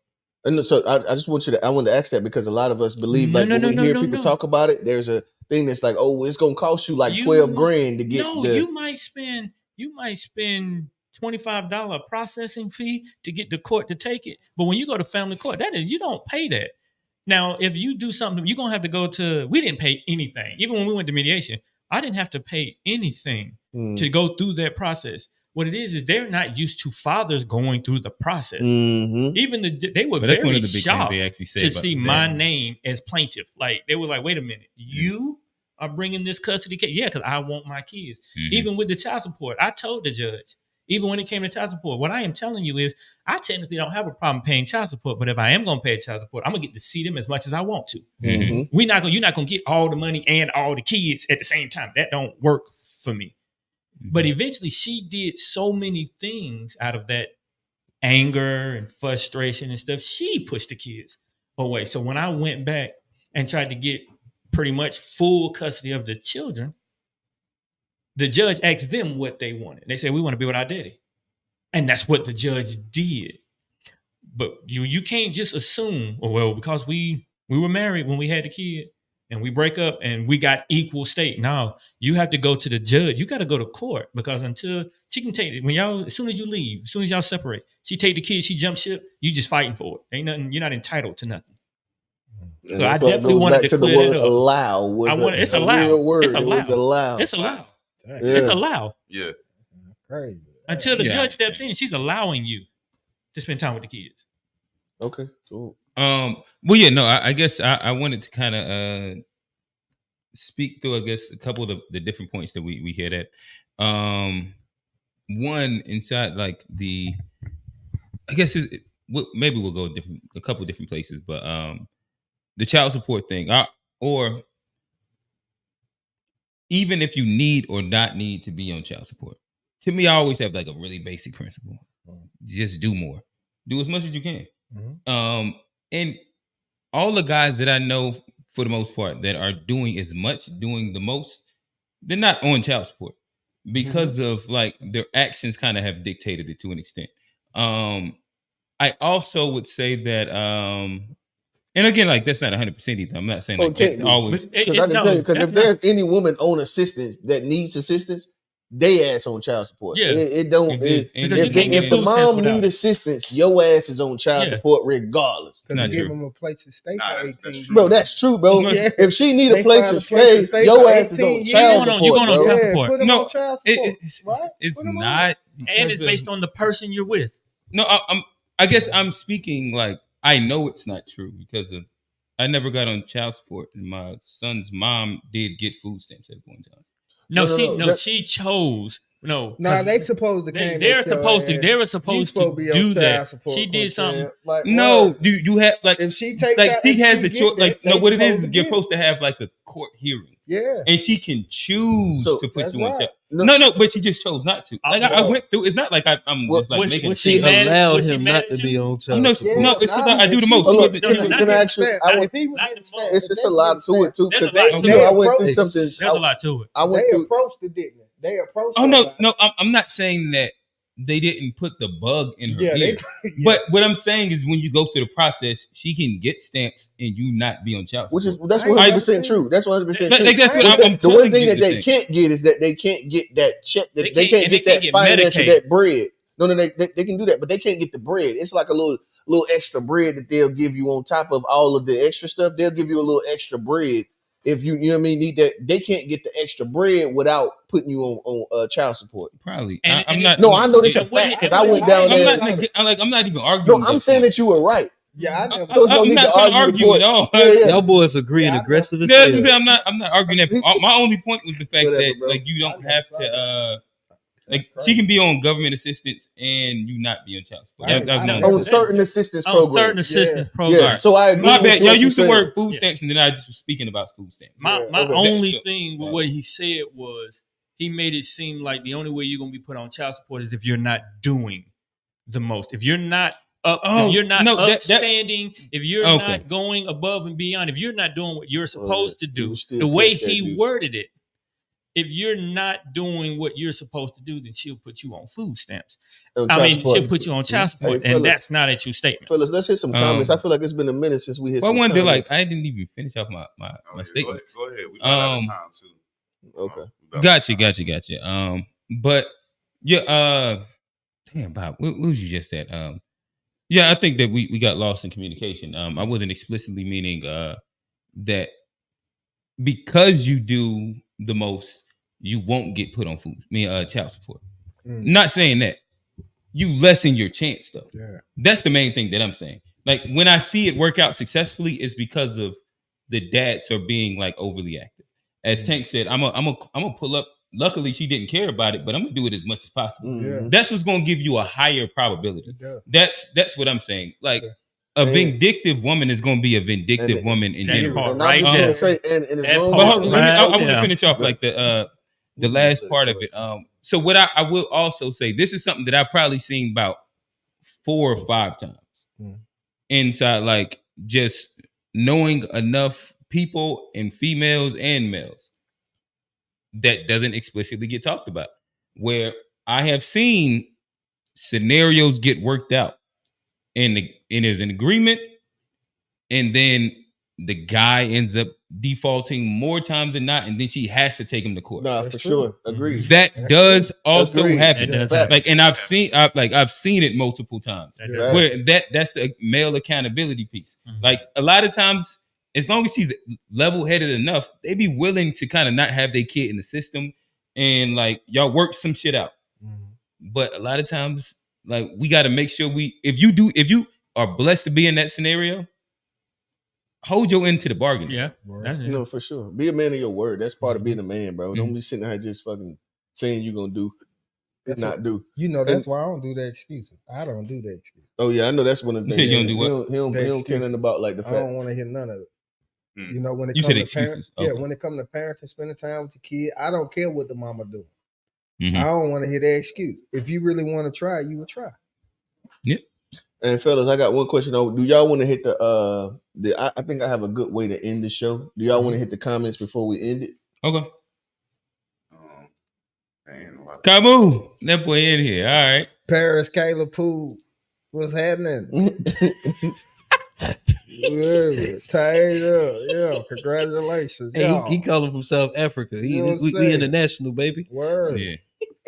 Word. Nah, you know, I gotta always send my shout out to my babies, man. I feel and that. My nieces, man, my nephews, you heard me? But I just always want them to know that I'm gonna always be by their side, man.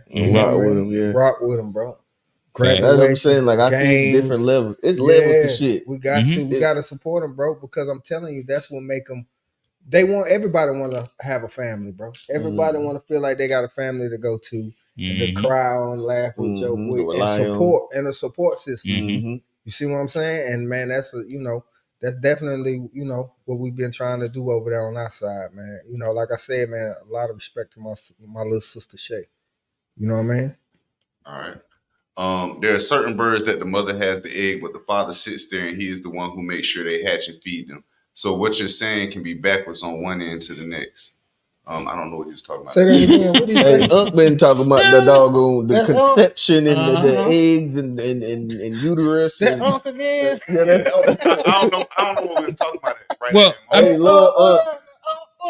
Yeah, I mean, if I'm like surmising most of what his points are, it kind of sounds like, yes, women are really important, but we have just as much value. For sure. That's kind of what it. For sure, and I think we all agree on that. You know what I mean? It's just funny. It's just funny that.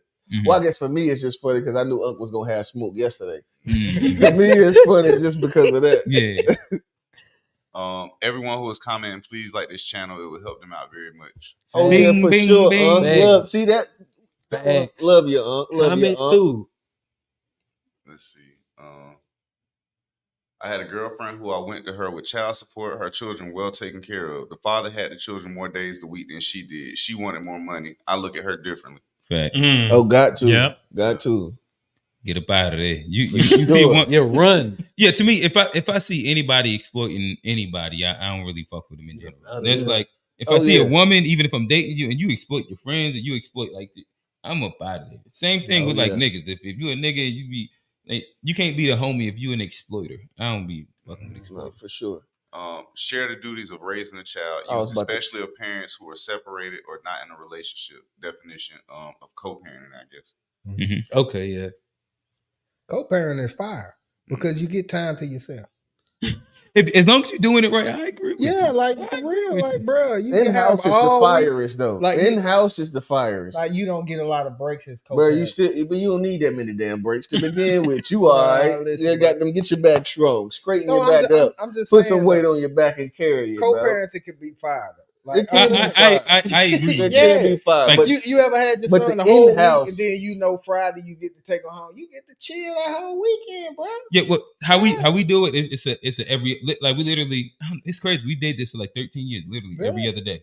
So what we it's always like but that off day be all right. Yeah, I ain't mad at it. Yeah. Hey, bro, we gonna let that because I get it. Bro, listen, you ain't gotta hate on us enjoying. I get it. I'm gonna let it rock. I'm gonna let it rock. He want to break. I get breaks. He'll take that. No, I mean, he had an off day in about 2.5 years.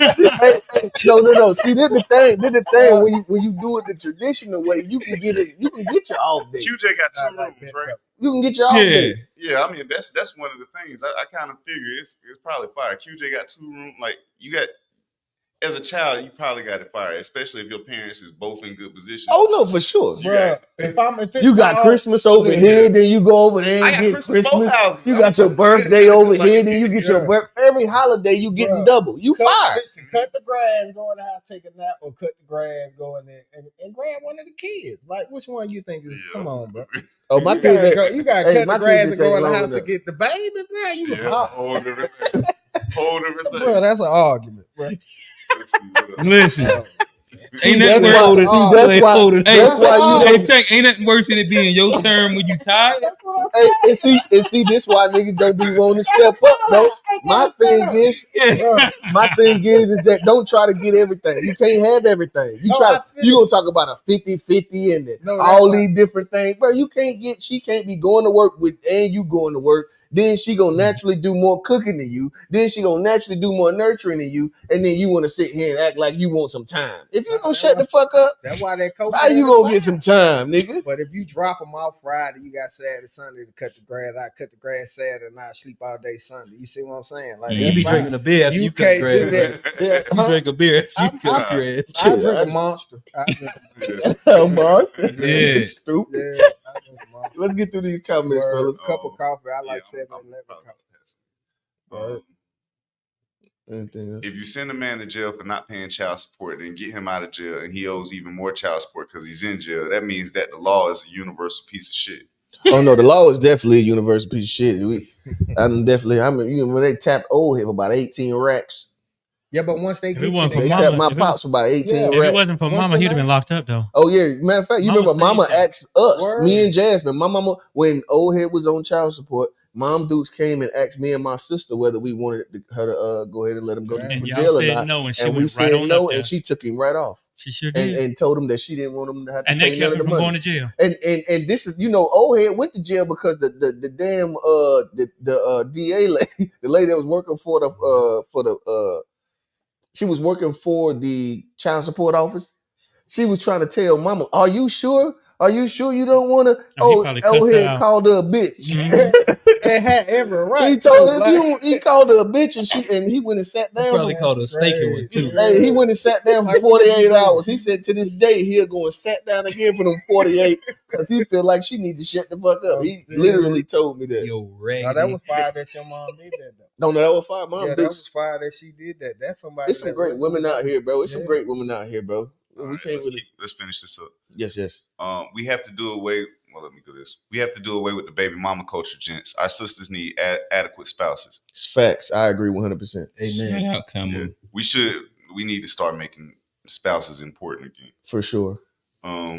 Most women only get on child support because of lack of insurance or they are getting government assistance. If a man would take care of that responsibility, they probably would not have that issue. That's a lot, though. That's a lot of bread. That's a lot of bread, bro. You talking about taking care of 2 households? Word. It's a lot of bread. I agree, though. Hey, get that next one. Word. I don't know how true this is. I don't know if they spam or not.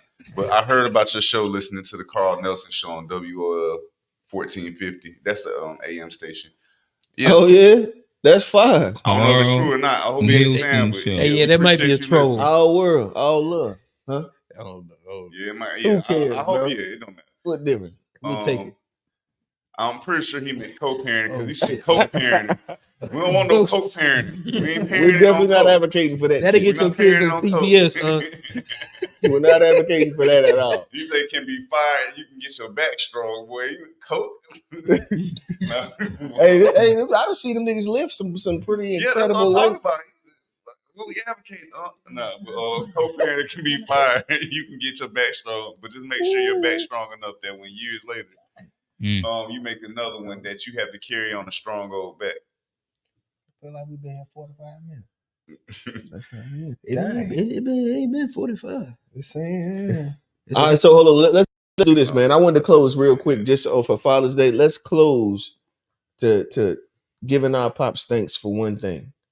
Given whether it be your dad or your stepdad or whatever, what is the one thing that you would say that you're thankful for? And maybe it took a while for you to get there and understand the way that he taught, or you know what I mean, may not have been perfect, but what is one thing that you would say as we close that you're thankful for, or you understand now that you didn't understand? And I guess I'll go. You ready, Johnny? Go. Oh, I'll go. So like my pops, I appreciate the fact that he helped me to understand that we all need grace in our parenting.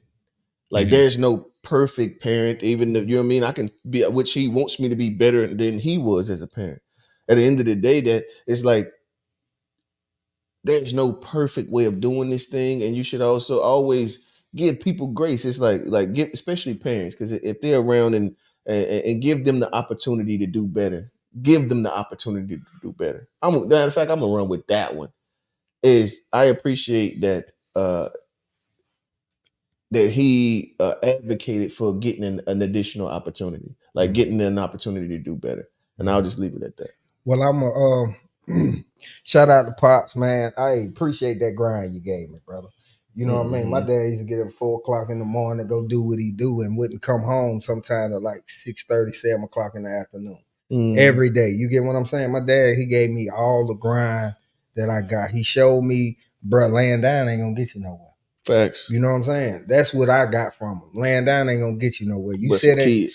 That's it. I was just about to say that. That's all I was you gonna said get. in that bed hurts you, homie. Come up out of that bed, bro. Get on them roads. When back in the day, we used to go out in public and fill out applications, bro. He used to drop us off. You know, we ain't that young. That's why I'm telling you. That's why we know about paper applications. Oh yeah, you do? Yeah, we do. Oh, okay. Quintel look like he lost. You ain't filled out no paper. Oh no, I was at first I think you was talking about we didn't know about that. No, we know about. But then you wrapped it into where I understood. Okay, I was about to disagree. I was like, no, I done filled out some real we done filled out paper. Maybe a year. Y'all might got a year worth. Y'all got about a year worth, bro. Bro, we ain't that young, bro. Y'all are the internet babies, bro. Go ahead now. We gonna let him be old. Go ahead, bro.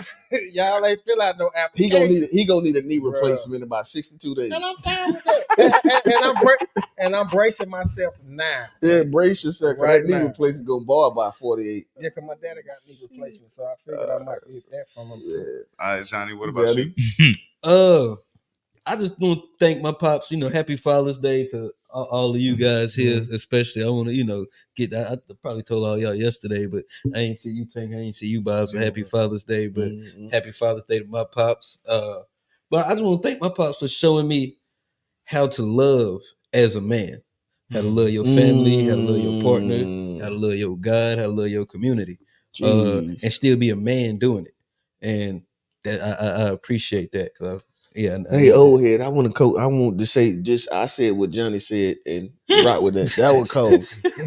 That was cold. Go ahead, Bob. My bad. So yeah, I'm gonna have to highlight my stepfather, Pops. Happy Father's Day. Happy Father's Day. I know I saw you not too long ago, but the one thing that I actually got from Pops was it's actually not too late to try to be better. Even if you don't necessarily get it, but it's not too late to try. He didn't actually become a father to me until after my daughter Destiny was born. I was grown. I'm 20, 21 years old. That's fast, before he actually ever played the role of a father. But that's fast, once he stepped in and started playing, again, I'm grown at the rate. I'm a father. And I knew I couldn't go to him for him to teach me how to be a father. But I did know that if my car broke down and I needed transportation to get my daughter from A to B, I'm going to call Pops and he going to make sure my car get fixed. If I need a Pop, such and such is going on, what I need to do, he'll sit on the phone and say, make sure you get that screw, make sure you tighten that up. And he was not a father to me when I was a child, which most people believe that the most important time in a male's life is for their father to be there when they was a child. I needed him most as a friend when I became an adult. And he showed me that it's not too late. I had to learn how to take some of them, quirks that he has. But he showed me that even if you mess up in the beginning, if you stick around long enough, there might be time for you to make part of it better. And so I am very, very grateful for him being the best stepfather he knew how to be. And that was good enough for me. Yeah. That's cool. Yeah, now that was fire. I feel like you almost like went into like a space. This is like just for another episode. I know we're wrapping up. But like thinking about where the most value of being a father actually exists. That could be as a child. It could be as an adult. It could be as a teenager. True. It could be in so many different spaces where you found so much value in him actually being a father figure as you was older. So I think that's fire. I would say, well, yeah, happy Father's Day to my dad. Thanks to that, I sent him a message. He responded early. I kind of talked through that. I thought that was fun and fire. If I'm thinking about like a thing that I got from him and just understanding, I'll probably say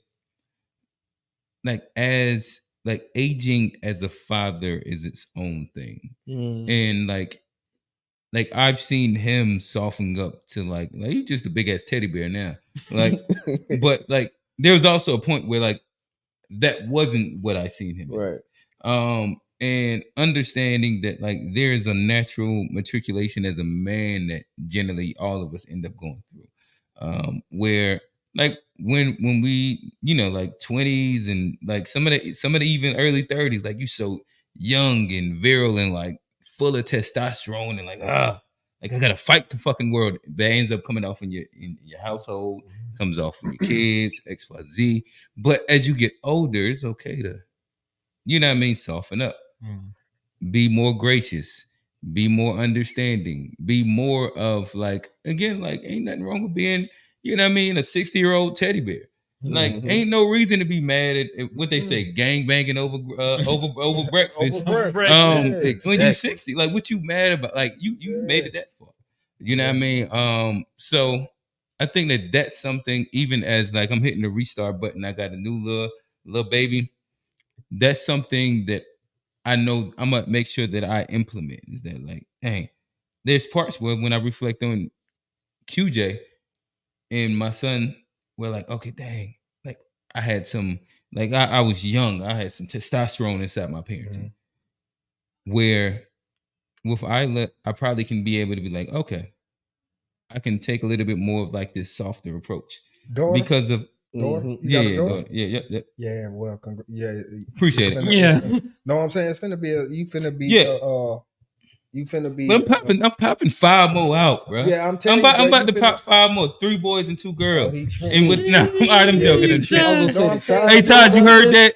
Happy Father's Day.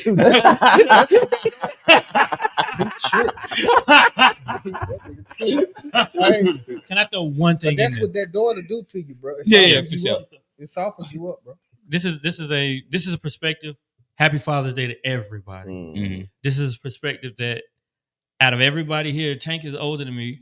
Tank, you got any grandkids? No, hell, nah. Okay, so nah, they ain't that old. So I got 5. What, grandkids? I got 5 grandchildren. Oh, dang. So I'm gonna tell y'all this now. Enjoy this father thing, but I would tell you, being a grandfather, being a grandparent is a totally different thing. Oh, yeah. See, I get to be a parent and a grandparent at the exact same time. Yeah. And so I could never understand how like grandparents seem to be having more fun. Like they're gonna give you the candy, can't nobody give you. Nah, but when you become a grandparent, you can do that. You actually, it's different. Yeah. And so I'm gonna tell you, enjoy these parenting years. Being a grandparent is actually different.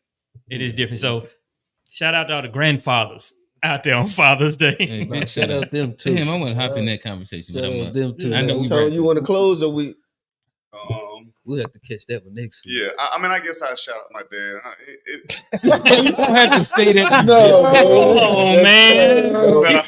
Come on, man. Bro, I'm really legit sitting here. All this episode done did was make me realize I still got some unresolved father issues. Some conversations, Some conversations that need to be had. had. I literally cannot think of something now. I'm like, oh, I'm thankful my dad gave me this. Bro, life. This would be like. Yeah, thank you for. So Tony, I love my daddy more than that. I'm about to But I'm saying man, he just ain't do the father part, bro. And I don't know what I can sit there and say I got from him. That's why I got an issue with. I don't know what I can say I got. Tone, all I say is that I advocate for you to forgive your dad. I do forgive my dad. I just don't understand certain stuff. That's a whole nother thing. You know how many niggas none of us understand. I be talking to Johnny and Rail, and sometimes I don't understand. I know what you're talking about. I know what your dad did. No, but I love y'all niggas the same though.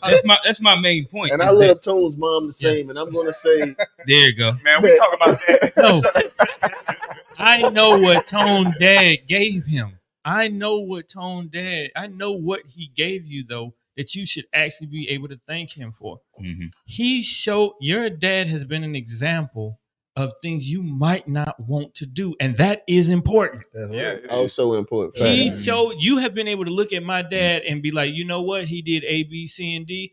Thank you, Dad, for doing A, B, C, and D, because I am not doing A, B, C, and D, and that makes you a better man. Yeah, and that's the thing. I don't be trying to make my daddy feel bad, like, because I do love him, I do care about him, but I really can't think of nothing where it's like that's all I can think. But that's what he did. He helped make you a better man. Thank you for showing me what not to do. Hey, I will say my daddy do got a good heart to some degree, like with other people, like how I see him interact. This nigga, let him live. Hey, let him live, Tone. Hey, we gotta wrap this up. Hey, these words together. I was trying to hit you on a good note, trying to close. Hey, look, fellas. Hey, look, fellas. He do good with that, and I appreciate that about him. I guess so. Like, how he treat his friends and other people and stuff like that. I do appreciate it. He loved me too. I'm just saying, like that's he loves you, Tone. That's one of the qualities I appreciate about him. How he treat other people. It's not Kid, forgive that, brother Tone. You still got some resentment in there. Forgive him. Hey, look, that was a great show, fellas. Tank, Bob, appreciate y'all for pulling up on us. It was a great way to start off season 5. We coming to you every Sunday, 4:30 p.m. Wednesdays, Unpack 9:30 ish. On the Unpack, we'll be there. Please follow us on all socials. It's at the 2B Fair Show. We're on Facebook, Instagram, TikTok, and Threads. Before you get out of here, please hit that notification button, subscribe, like, comment below, and tap in next week. We're gonna be here. I'm your host, Johnny P. Oh, hey, real. It's Q. And we out. Word. Hey.